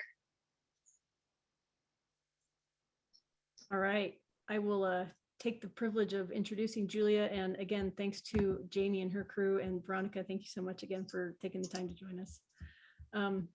So Julia joins us from the great state of Maryland, and I've known Julia for quite some time, thanks to NSGIC. And we asked Julia to be our Endnote because of just the amazing things that she has done in Maryland with COVID response. And we wanted to just kind of hear from her. Well, I'm not going to speak to what she's going to talk about, but that was why I recommended we leverage her expertise to close things out for us. So Julia is the, excuse me, Maryland Geographic Information Officer and the Director of Data Services for the Maryland Department of Information Technology.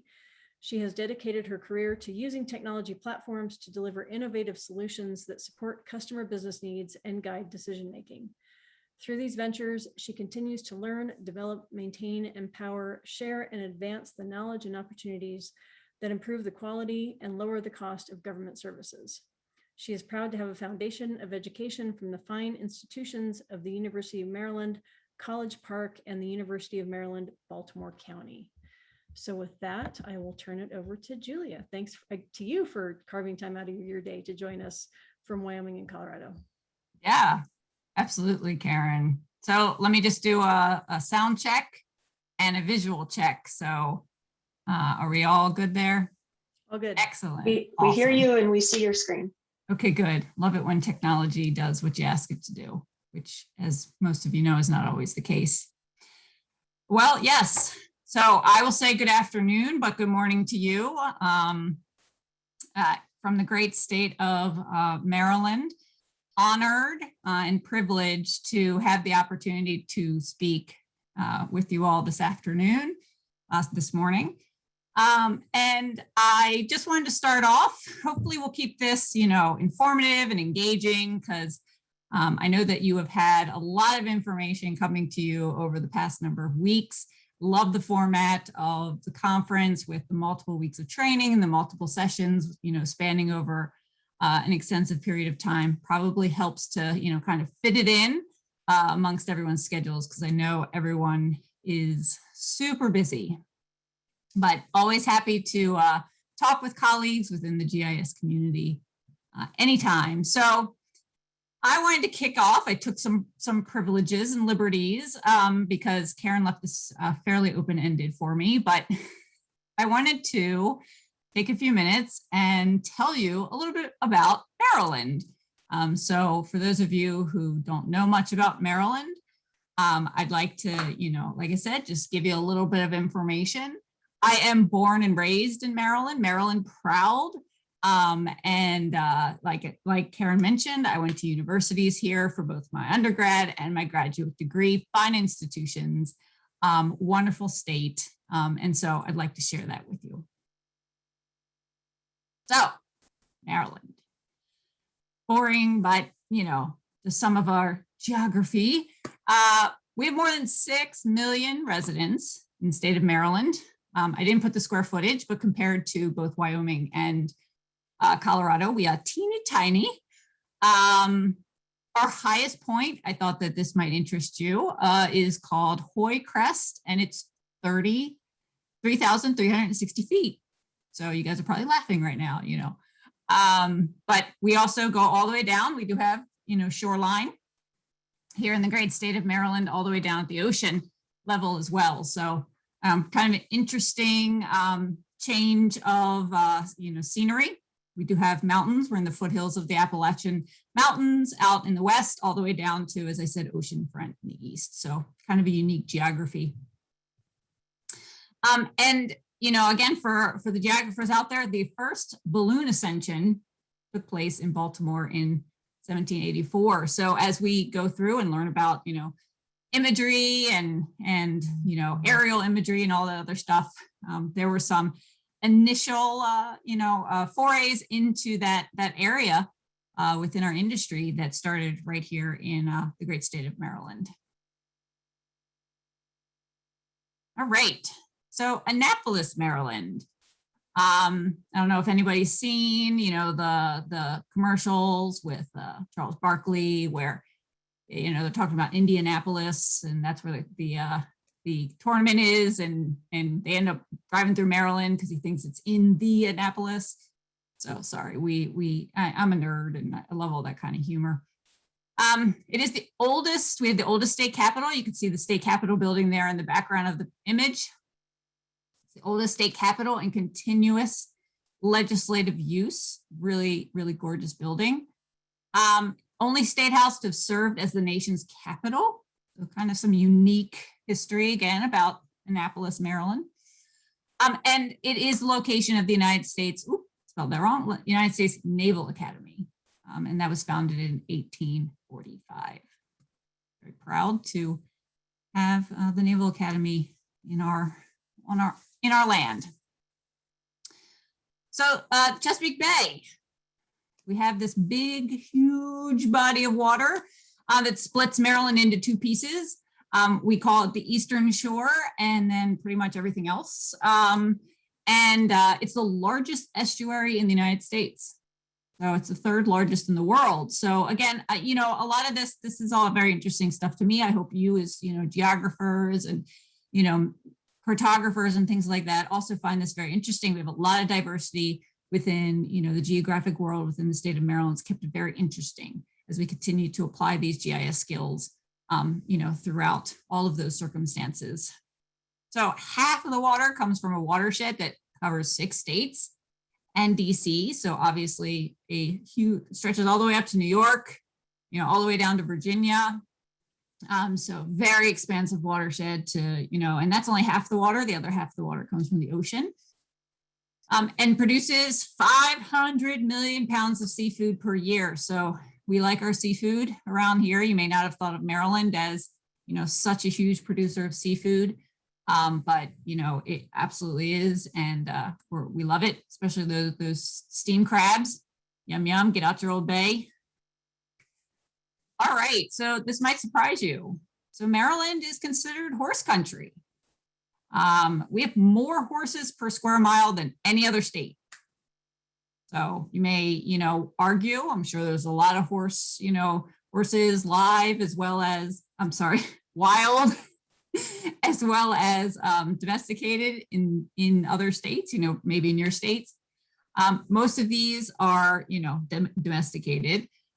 We do have wild ponies down in Assateague Island, which is down along the Downey Ocean as well. But lots of horse breeding, horse racing. Jousting is our state's official sport. So I'm not making this up. So it becomes very popular at our medieval festivals and stuff like that. And it's quite a sight. And we are home of the Preakness Stakes, which is the second of the Triple Crown races. So we are the pivotal race regarding the Triple Crown. And it happens every year right here in the state of Maryland. All right, so Brood 10 cicadas. You guys probably haven't even, this probably hasn't even hit your radar. But it has invaded my backyard. So that's what they look like. They are literally billions. There's probably about 1 million at least in my yard alone. I mean, just piles and piles and piles of shells. Their mating hum can reach up to 100 decibels. It's crazy. It's been crazy. It started in May. They all came up out of the ground in May, and they're still going. And they, you know, they're flying everywhere. And the sound, if I had to describe it, it sounds like one of those rain sticks, you know, when you turn it over and you know, you hear all the, but it's like 1,000 of those and they're being amplified like at a rock concert. And it's just going on for 16 hours a day for, you know, this for like 6 weeks. I mean, it's deafening. But so again, something kind of, you know, unique to Maryland that you guys aren't experiencing out in your neck of the woods. And finally, our flag. Marylanders are so proud of our flag. We put that on everything we do. As you can see, we got yoga mats, we got fidget spinners. I mean, we'll put our flag on everything. But very proudly, I think it's pretty cool. I mean, I think you guys have to admit. So it's made up of the crests of 2 families, the Calverts and the Crosslands. And, you know, as you'll see throughout the rest of the presentation, you know, we take every opportunity to put it front and center. So again, very proud Marylander, very humbled to serve the citizens of Maryland. So that's just a little bit about Maryland. And hopefully, you know, you got to kind of learn a little bit about our mentality here, what drives us as we move forward. And I'll explain how we took all of that passion, all of that history, you know, all of that ingenuity into our pandemic response. All right. And I'll try to keep an eye on the chat if there are questions up there as well. Cool. So yes, so the Maryland Geographic Information Office, as you can see, so MDIMAP happens to be our brand. imap.maryland.gov if anyone's interested in checking out our website. We are going to be revamping and relaunching in the weeks ahead. So really excited about that coming out. But MDIMAP was created in 2009, officially within executive order by our former governor, who was crazy about maps, although our current governor still absolutely sees the value, and we have continued to enjoy that support throughout his term. And the GIO's position was specifically established in 2012. So just kind of, again, setting some of the framework up here so that you can see how we were able to leverage things that were already in place when the pandemic came to be. So our mission within the GIO since the beginning, and this was, I'm the 3rd GIO. My predecessors were Kenny Miller, who many of you know very well, as well as Barney Krukoff, who is now the Chief Data Officer for the District of Columbia. And their legacy is unparalleled. And I was honored and humbled to be recommended by both of them to step into the role once they departed the state of Maryland. And I strive to take their vision. I always worked on their teams. And so I had always believed wholeheartedly in their vision, their mission. And because it wasn't about them, it was about the work, it was about the people. And I continue to push that forward. And I hope part of it is I hope to make them proud.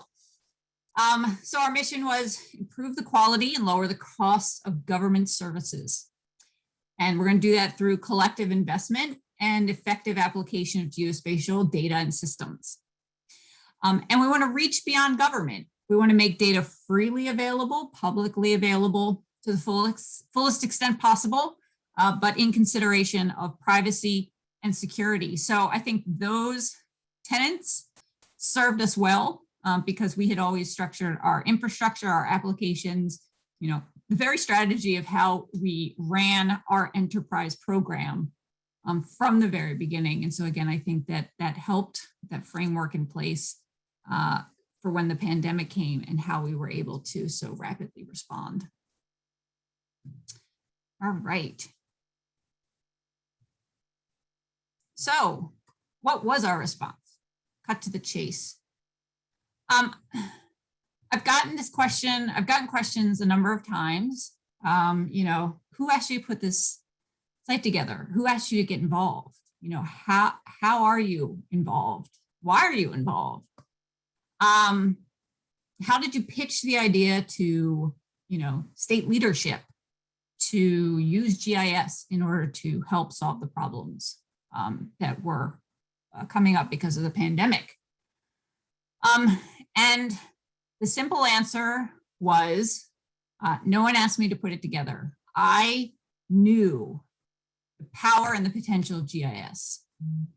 Wholeheartedly knew that we within our industry could play a huge role in the response to the pandemic. And I asked one of my staff, I said, just do it, put it together, put a hub site together. He put a demo hub site together for me in 4 hours. And I sent it off. I sent it off to leadership. I said, I think the team had a really good reputation. They knew that we could put our money where our mouth was to deliver, on what we were demonstrating. And so I sent it to my leadership, who sent it off to other leadership.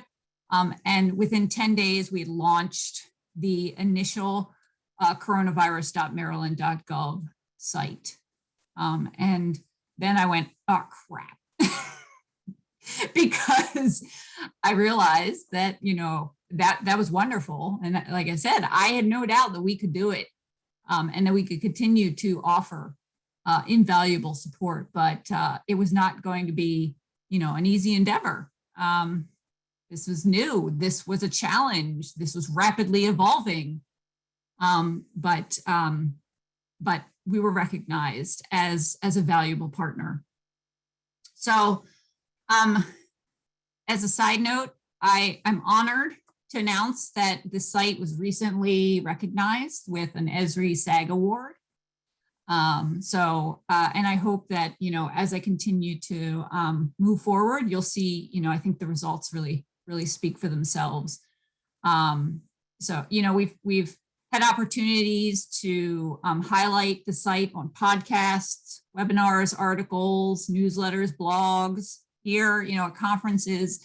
And again, I'm humbled to have that opportunity to represent my team, represent all the hard work, represent Maryland. I don't do it for the notoriety. I'm not doing it for the fame. I'm doing it because, I want my team to get recognized. Heck yeah, I'll admit it. They work their butts off, and every opportunity that I can, scream it from the rooftops, how awesome they are, how they took the skills that they had and applied it to make a difference. I'm going to take that opportunity. And again, it's all them. It's all them. And they're complete rock stars. But I also, I got out there and I talk about it again. It's selfish. I want to fulfill our mission. This is fulfilling our mission, and I want to promote it. And I want to continue to promote GIS. I think that we're always the underdogs. You guys probably know.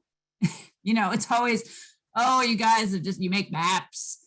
You do fun little piddly things there in the corner. Heck no. We need a seat at the table. We deserve a seat at the table, the big boy table, the adult table, Thanksgiving. I wholeheartedly believe that. And so every time somebody wants to ask me about, how we're using the technology, what the industry is capable of, I'm going to take that opportunity to talk about it. So, all right. So I apologize. I get on soapboxes all the time. I'm very passionate about all of this. Let's dive in. So I want to show you, I want to show off. I want to take you on a journey. I want to show off a little bit of, okay, hopefully I haven't totally lost my connection. We're about to have a thunderstorm, so fingers crossed. I'm gonna keep going. All right, we're gonna dive in. So as I said, coronavirus.maryland.gov. If you haven't already checked it out, encourage you to check it out. Just like 16 million of your fellow, citizens. So we launched March 14th, 2020. We've had 16 million visitors since then. That blows my mind. Obviously, we have never had that much. In Maryland, we have never gotten that much attention on a GIS project in our lives. And so super, super excited. So yeah, I was there. I was sitting on my couch at 5 o'clock in the morning, pushing the button, and you know, crossing my fingers and praying that it was all going to go off without a hitch. And it did. And that was an exciting day. It was a really exciting day to actually see it happen. So an Esri hub site, as I've kind of mentioned, it is an Esri hub site. Yeah, so far 16 million visitors, 100 million page views, and counting. So here I kind of grabbed some screen grabs just so that you could see. So it's not, you know, it's a hub site, but it is a wealth of knowledge. It's a treasure trove of knowledge. It's a hub. And that was one of the things that, you know, we really emphasized. Visitors come to the site, they prominently see an ops dashboard with vital statistics. So really, again, excited to be able to, this is native functionality. You know, so we're just plugging in, we're utilizing the capabilities that already exist within the platform in order to, we have sub-pages. So now we have tons of sub-pages, we have additional dashboards, maps, interactive, all interactive, everything, none of this is static. So everyone's able to gain a clear picture. That's the point. We want to empower citizens. They can get a clearer understanding of the direct impact on themselves, their families, their communities, their livelihoods. So the more that we can get that information out there, you know, we're not going to be able to be all things to all people. So the more we can get the information out there, allow them to be empowered, especially with the open data, the raw data, you know, they're going to be able to analyze that data and look at it for ways that really truly impact, you know, them. And like I said, those around them. And so again, we're so honored to be, you know, facilitating that.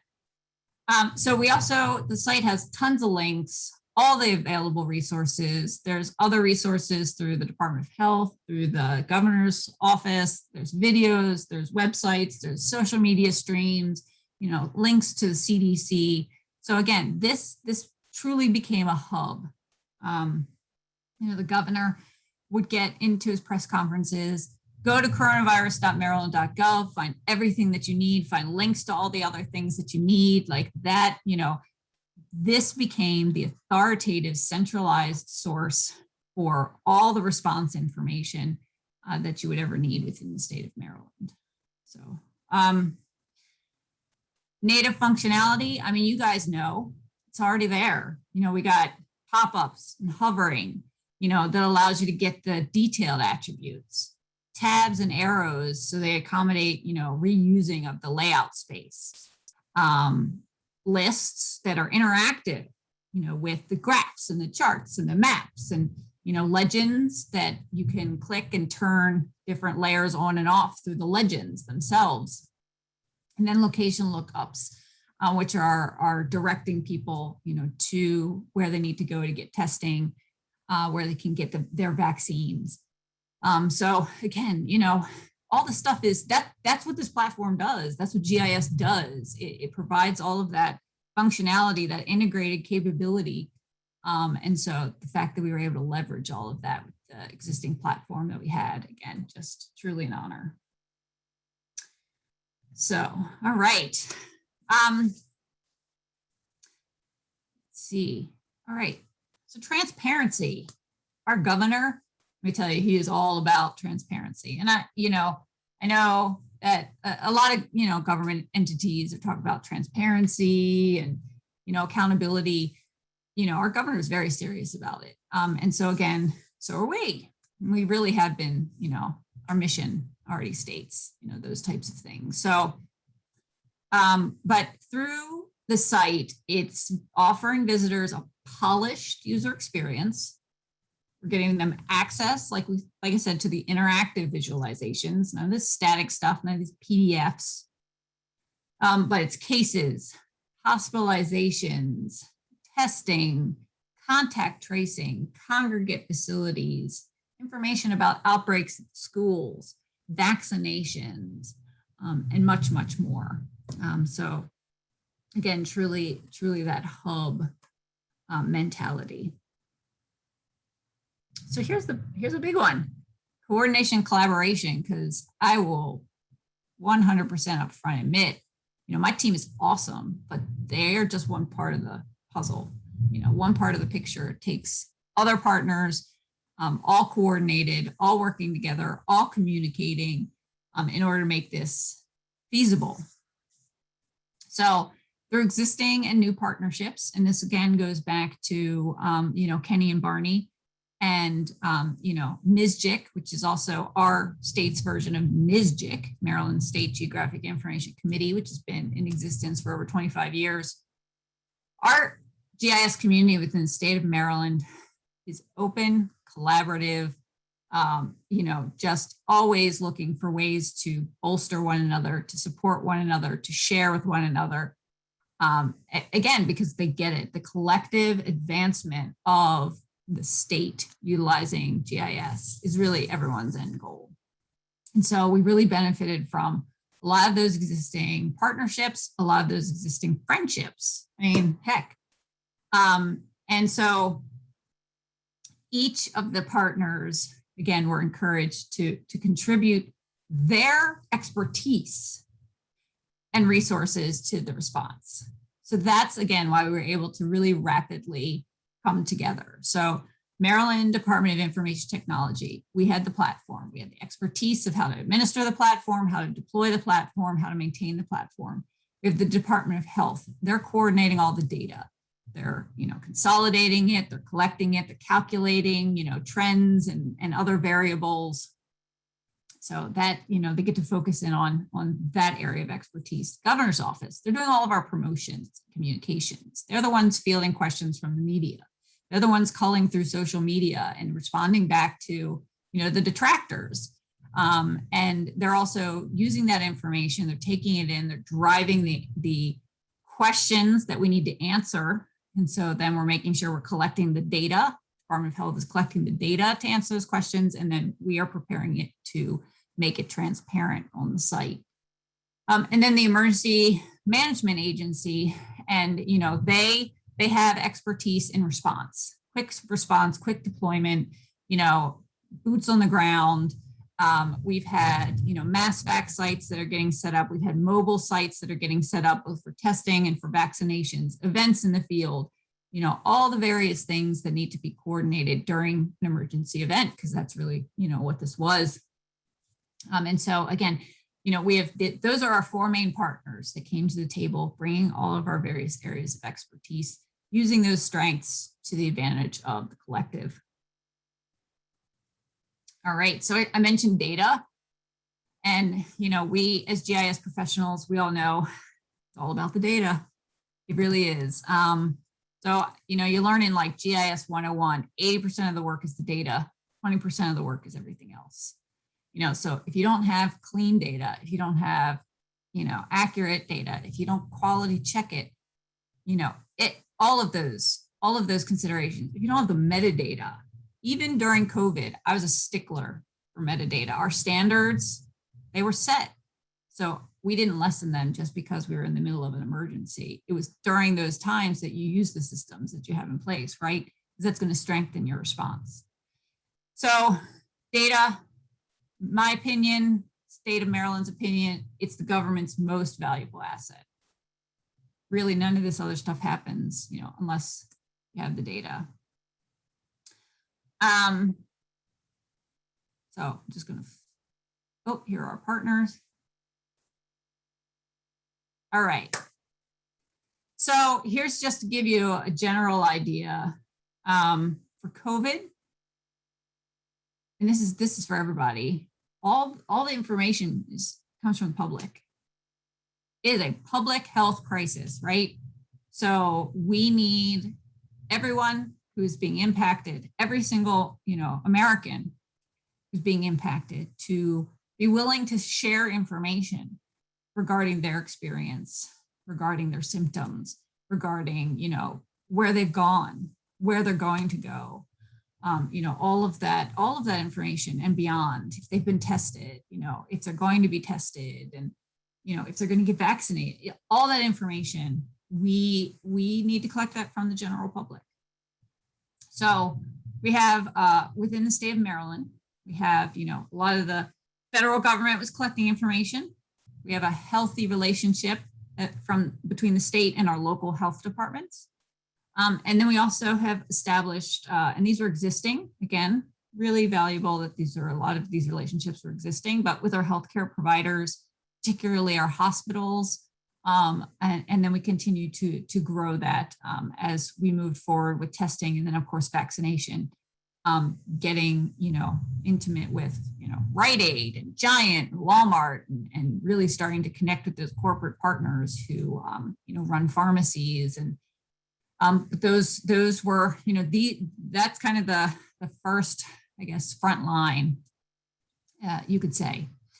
And then from there, a lot of that information was, it's just a ton of information. It's coming in multiple formats, coming in multiple, different time frames and different, just every possible way you could think of. And again, this isn't just what was happening in Maryland. I know this is happening presently, still happening, in every state. But our next line of, response, we had some state agencies, and you can see them listed there. They're ingesting the data. They're doing quality assurance. They're going back to the providers and, trying to give them templates to fill out. They're trying to standardize the data. They're asking for corrections to the data.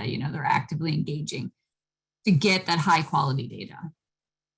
And then ultimately, they're taking the data. Like I said, they're doing calculations. They're doing trend analysis. They're compiling all of the data. We're showing, dozens of different metrics within the sites themselves.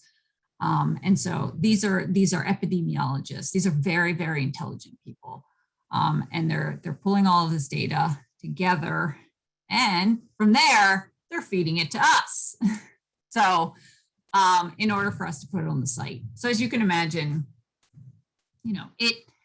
it's not been an easy task. We have no fewer than a dozen different data sources where we're pulling the data from, and they're all different. Let's be honest, some of them are Excel spreadsheets. Yes, I know you all hear me. Like, it's still Excel spreadsheets, but some of them are, Google Sheets. We're a Google state, so we utilized Google, which allows for a little bit more synchronization, the real-time synchronization through, the Google Cloud. And again, security, privacy, topmost consideration. We're talking about HIPAA data, PII, PHI, FERPA, like all the regulations, that have to be taken into consideration, of course. So we're looking at our systems.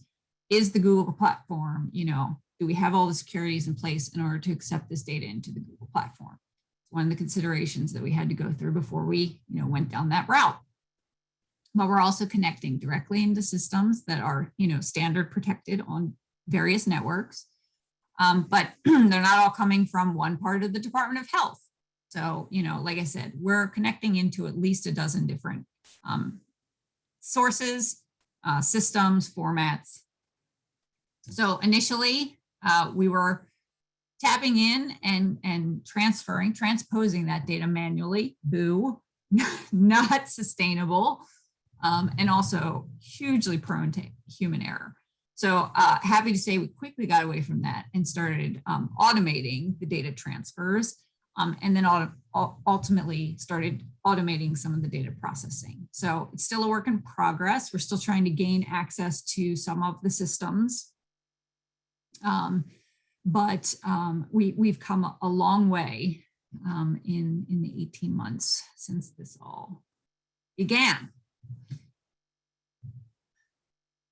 All right, so just looking at my time. All right, we'll move along here. So, all right, the next consideration is sharing and empowering. So I talked a lot about, what's going on behind the curtain within state government, our response itself. So Maryland is an open data state. I hadn't already mentioned that. So we have statute that indicates, all machine readable data that is curated by state agencies must be made publicly available. We have two open data portals. We have data.imap.maryland.gov and opendata.maryland.gov. Both of them have been around for about a decade. Both are administered by my team. So the ability for us to integrate, the hub site with, both, it's an Esri open data site and a Socrata open data site. We had actually already done that. So that again, for us to implement open data from a technology standpoint, the pieces were already in place. As you can imagine, it took some convincing of leadership to make COVID-19 related data open. But I made the case, and then I made the case again, and then I made the case to some other person, and then I didn't stop because it was the right thing to do. It was, again, fulfilling our mission, fulfilling the governor's, tenet of transparency and accountability. And we persevered. Absolutely. And as you can see, we have more than 50 COVID-19 related open data sets available now. But it doesn't stop there. I mean, open data, because we've seen it before and we've seen it during the pandemic, it encourages collaborative analysis. It offers opportunities for new correlations to be revealed between previously independently maintained data. It is exciting. Once you have a catalog of data available, and I mentioned it before, there are a lot of smart people in the state of Maryland, a lot of smart people. We have, to mention one, Johns Hopkins University. So we all know what they're doing regarding COVID at Johns Hopkins University. We're sharing data with them. We're the authoritative source of data. They're doing analysis of the data. They're looking at it also globally. But by making our data open, we are empowering the best and the brightest to contribute answers, solutions, improvements, advances in how we're doing things, how we're sharing data, all of our services, the decisions that we're making from the data that we're collecting. We're doing that second part of the mission, which is reaching beyond government. We're including members of the community, and we're reaping the benefits, valuable insights, new perspectives, assistance with ensuring fair representation. These are, they say it takes a village. I know it's very overstated and may not be totally, but we have seen so much value in getting the data out there and empowering smart people. I won't say that we don't have detractors.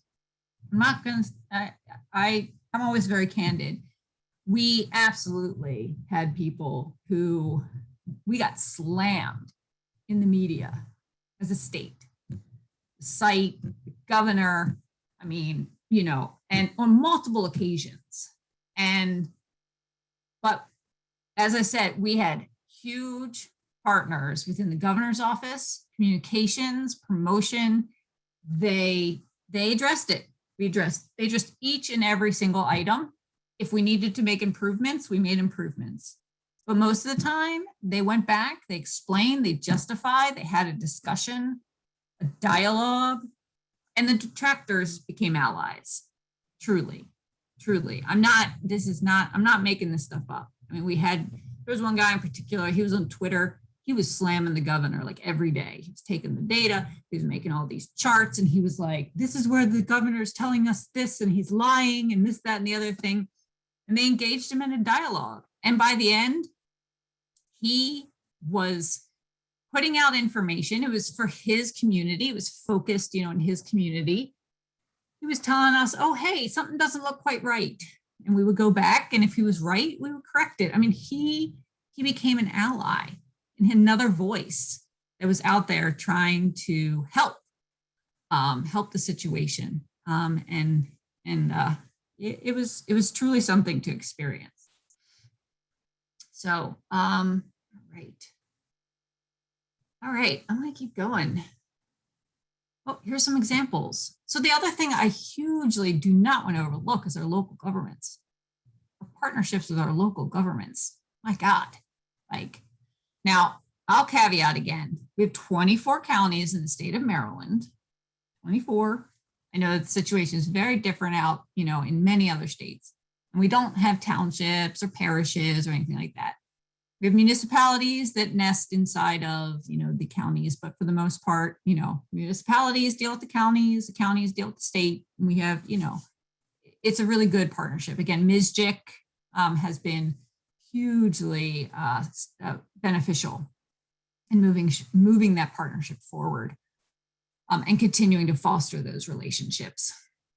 So, but let's admit it, our local governments, they serve our citizens and businesses within their community firsthand.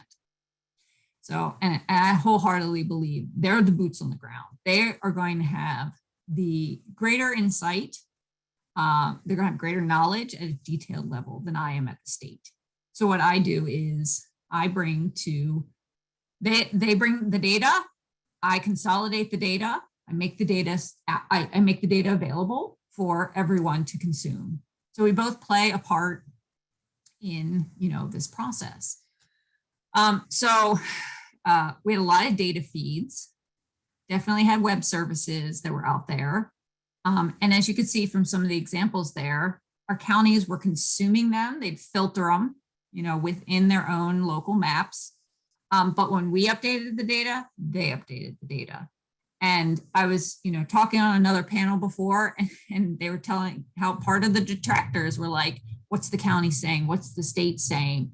It was a singular voice. We were coordinated. There was one authoritative source, and everyone was able through technology to share the same message. Like I said, they may have filtered it at the local level because they want to serve their local constituents. They want to give them that information at the local level. Absolutely. And so that just, those are relationships, partnerships that we benefited from, continue to be fostered, continue to see the benefits from. Yeah, so as you can see as well, here's some of our citizen data. They were putting out visualizations. We wanted to, but we didn't have time to. And so, it was actually, I think, hugely beneficial to all Marylanders in the community at large. All right, a couple more points here. And I appreciate, again, you all bearing with me as at the end of your conference. So decision-making, that too is, again, we bring the heat. Like, we're not bringing tools just to make pretty maps. Empowering through location. I mean, heck, they were like, stay 6 feet away from everybody. Everybody's on their mobile devices nowadays. Like, everybody's, in my opinion, everybody's doing GIS every day, whether they know it or not. If you're using your phone, you're doing GIS. So, I think GIS community, we are relevant. We're right in the middle of the mainstream conversation regarding, technology and innovation. Some of the great things that we were able to empower our leadership with by utilizing the technology, by becoming involved,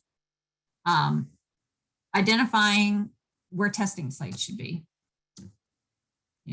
looking at the confirmed cases, getting them mapped out, and then making suggestions. We had property data, we had all the states, locations, and saying, here's a list of, parking lots, because they knew they were going to set up in parking lots a lot of time.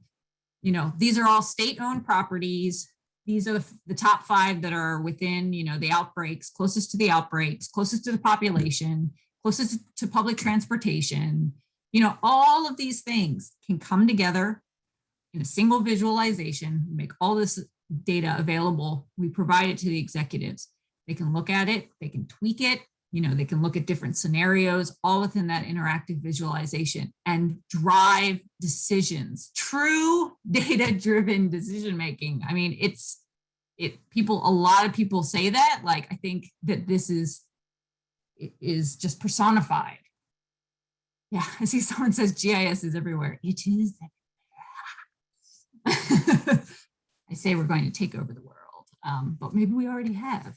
So some of the other ways that we were helping, decision making, is really focusing resources, because although there was, a ton of money going around, there's never enough. So focusing health mitigation efforts through contact tracing. Absolutely, Karen. So she's saying it's not promoted as much as it should be. And that's what I was saying, like, hey, you guys give me the opportunity, I'm going to talk about it. Like, anybody gives me the opportunity, I'm always happy to talk about it, because we're doing awesome things within this industry. So, focusing health mitigation efforts. So we were involved in the contact tracing. We were able to get some of that HIPAA information, where have you been? Who are you? Where do you live? Where did you visit? Looking at all the various addresses, starting to put those correlations together. Were there trends? Were a bunch of people going to this same, Walmart, and suddenly there was an outbreak, and so we were helping the contact tracing teams then address and mitigate, areas in a much more focused way, instead of just, by word of mouth or, by best guess. Because you add that location component into it. I mean, numbers for something like that, numbers on a sheet, like they do very little. And so adding that location component into trying to focus those health mitigations, during the pandemic, paramount. Efficiently redistributing PPE. So I don't know about you guys, but there was that, when there was that ramp up, and all the stuff, I know they talked about, all the stockpiles had all like gone out of date and everything like that. And right. So, you guys were in a state, we were in a state, everybody's going, oh crap, what do our stockpiles look like? And so we were able to, we had the inventory, and we were able to use, again, the location enabled analysis to say, is the stockpile going to the right place? Is this hospital in need of more PPE because, there's an outbreak there and more people are, being admitted to that hospital for COVID related symptoms? Where's the nearest, hospital that has too much PPE? Can we quickly get some trucks, get transferred over to another facility in order to, solve these immediate boots on the ground problems? So we were doing this in a number of secured, these are all secured, of course, especially when we're getting down, with the HIPAA and all that other, because sometimes you need that information in order to be effective with your analysis, of course. So we had secured operational dashboards hosted, and accessible to all the leaders that it needed to be available to. Again, compiling multiple sources from multiple systems, bringing that all into one visualization so that the executives can look at the big picture. And then, draw their own conclusions, improve our response. All right, so we are a couple minutes past time. Okay. Okay, I got a couple more things. Can I have a few more minutes?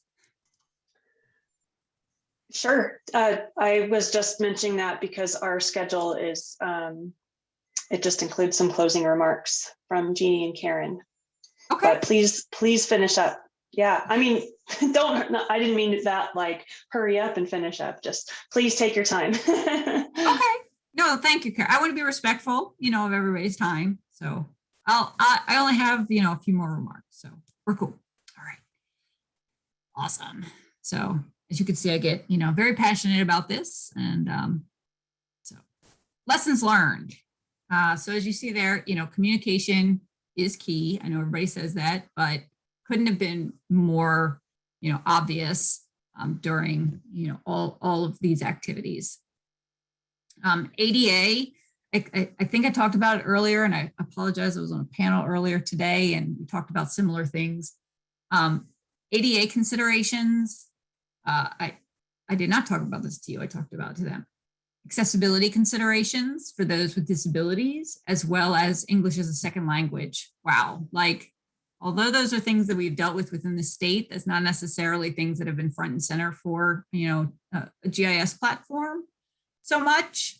So we were really pushing, the vendors on those 2 points. And if I had to ask a call to action, I don't know how many vendors are in the audience, but I have no problem saying this in front of them. If I had to ask a call to action, to my colleagues, it's that we need to continue to push the vendors to make the resources, the platforms, the outputs more accessible to, like I said, those with disabilities, visual disabilities, screen readers, things of that nature, as well as, these translation services and the capabilities of ensuring that we can reach, everyone who is living and visiting in the state or in this country. For Maryland, we're very close to DC. We're right next to DC. We have a lot of diversity. English as a second language is very prevalent, and there's dozens of different languages. So obviously that is, different considerations across the country. But, for us, that was a big deal. We had to set up 311 station, like 311 every single county, like the drop of a hat. And so everyone's getting driven over to 311 in order to do, translation over the phone. We have the translation button turned on in the hub, but I've been told that's going to be discontinued sometime soon. Like that for us is a problem. So we've lodged our complaints and lodged our recommendations, but I'm only one voice. So I think these are where, using NSGIC, using the power of the collective in order to, push. We have these things called for ADA, like we have these things called black boxes on our site. It's text enabled screen reader enabled data. It replicates everything that's in the maps because the dashboards are not screen readable. So we found a workaround, and I think we found it in a way that's very polished and it's meeting, a myriad of users, but that's not the answer. And so again, if I had to put out a call to action for the community, that might be something to consider. Again, 60% of our users or visitors for the site were on mobile devices. So please test multiple layouts on multiple, desktop, tablet, mobile phones, multiple versions of internet browsers. Responsive design is awesome. We use, the hub uses responsive design. We believe in it wholeheartedly.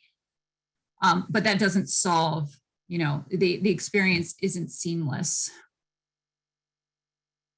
For some, sorry, I'm answering Karen's question. How granular do you map COVID data down to the census block or county level? For some data, it is down to the zip code level. So we did get the approval to go down to the zip code level for some. We do suppress zip code information that is 7 or below so that we try to minimize any re-identification within that particular zip code, especially if it's a rural zip code that only has, let's say, 7 people in it. But yeah, so we do have selective, again, go to the site, go in the search, put in COVID, you'll see all of our data layers there. All the metadata is filled out. And you have at it. Love the feedback. Love the feedback. A couple other things, if I could suggest, be proactive with your executives. You want to, find opportunities to communicate with them as much as possible about the solutions that we're capable of providing, the additional solutions, and as the pandemic continued to evolve, first it was cases, then it was hospitalizations, then it was testing, now it's vaccinations, and this whole thing has evolved. So, you want to continue to talk with them because, anything that they want, it's going to be on a tight timeline. You know it. I mean, tensions are high. Everyone's like, okay, why isn't it done yet? So by regularly engaging them, by making them very aware in a very real way, like, this is what we're capable of. These are the limitations. They see shiny object. I mean, you guys know they see shiny object and they're like, I want that. I want that.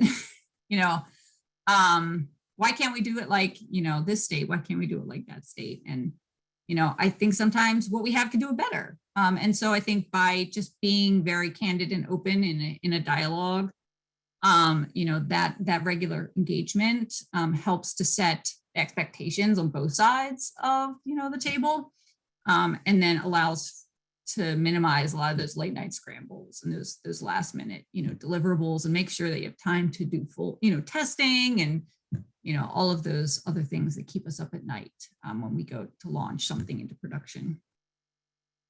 Like I said, be clear on your lines of communication. You know who's responsible for what, when, have backups. People have to go on vacation occasionally. So, you know, if someone's in there to check on something, you know, every day, make sure they have a backup, because they may need to, you know, flex off and get somebody else to cover them for a while. All right, and real quick, what's next? So we've learned a huge amount this last year that's going to be applied everywhere. So for example, our automated workflows, total processes, like total improvements across the board, applicable, you know, across the entire platform, and even into, you know, non-GIS. You know, we also do business intelligence. Like I said, we do open data, we do standard data. So databases, you know, all of these automated workflow processes, they can be replicated and reused. Systems interoperability. So we've made a lot of new connections. It's going to be valuable, not just for pandemic related, you know, data sharing and implementations, but beyond. Gaining access, making sure we have high consideration of privacy and security. I don't think, you know, health data could need or anything else could need any higher privacy and security than health data. So like the nth degree of privacy and security has been considered. And now we can, you know, bring in, these platforms have been created, they're secure, we can bring in this other data. Really, you know, and the security and the privacy measures are more than these other ones need. We have an entirely new code library for enhanced visualizations. We've expanded our platform monitoring services, and we've done additional adjustments to the platform settings, user experience that everyone else is going to be able to benefit from as a result. So more automation, we're centralizing our, you know, data hubs. We're getting more data out of those silos. There's a culture shift about data privacy and data sharing, and just a ton more things to come. So my contact information is here. Happy to continue the conversation with anyone. Feel free to reach out to me directly. And thank you for the additional time, all the time today, including the additional time. So I'm done. Thank you, Julia, so much. I think I know you're the envy of me, and you know what I wish we could do in Wyoming with GIS and integrated response for, you know, COVID. We've had a lot of, I think, wasted opportunities. And so I just hats off to you and all that you have done for your state and for your constituents. It's pretty admirable and very impressive. Thank you. Yeah. Does anybody have any questions?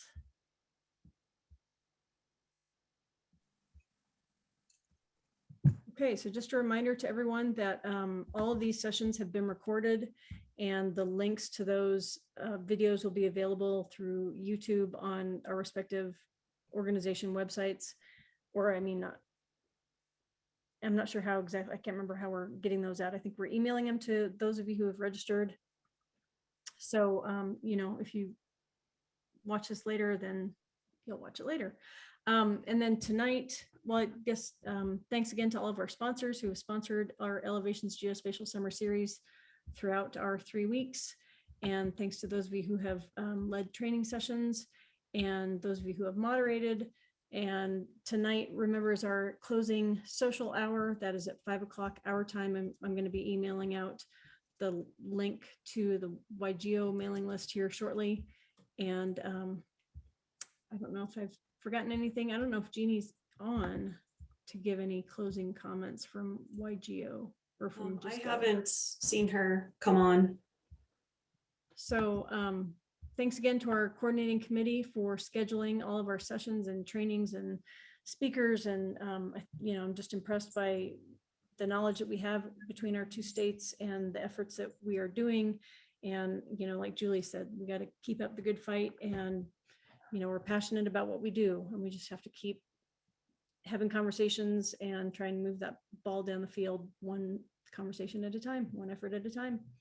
So don't give up. And but again, we have to build our community to keep doing things together too. We're all in this together. So with that, thanks everyone. Anna did put the link to the social hour in the chat window, so you can get it there. And again, we're going to email the link out as well. So with that, take care, everyone. Be safe. And thanks for joining us. Take care. Thank you. Thank you.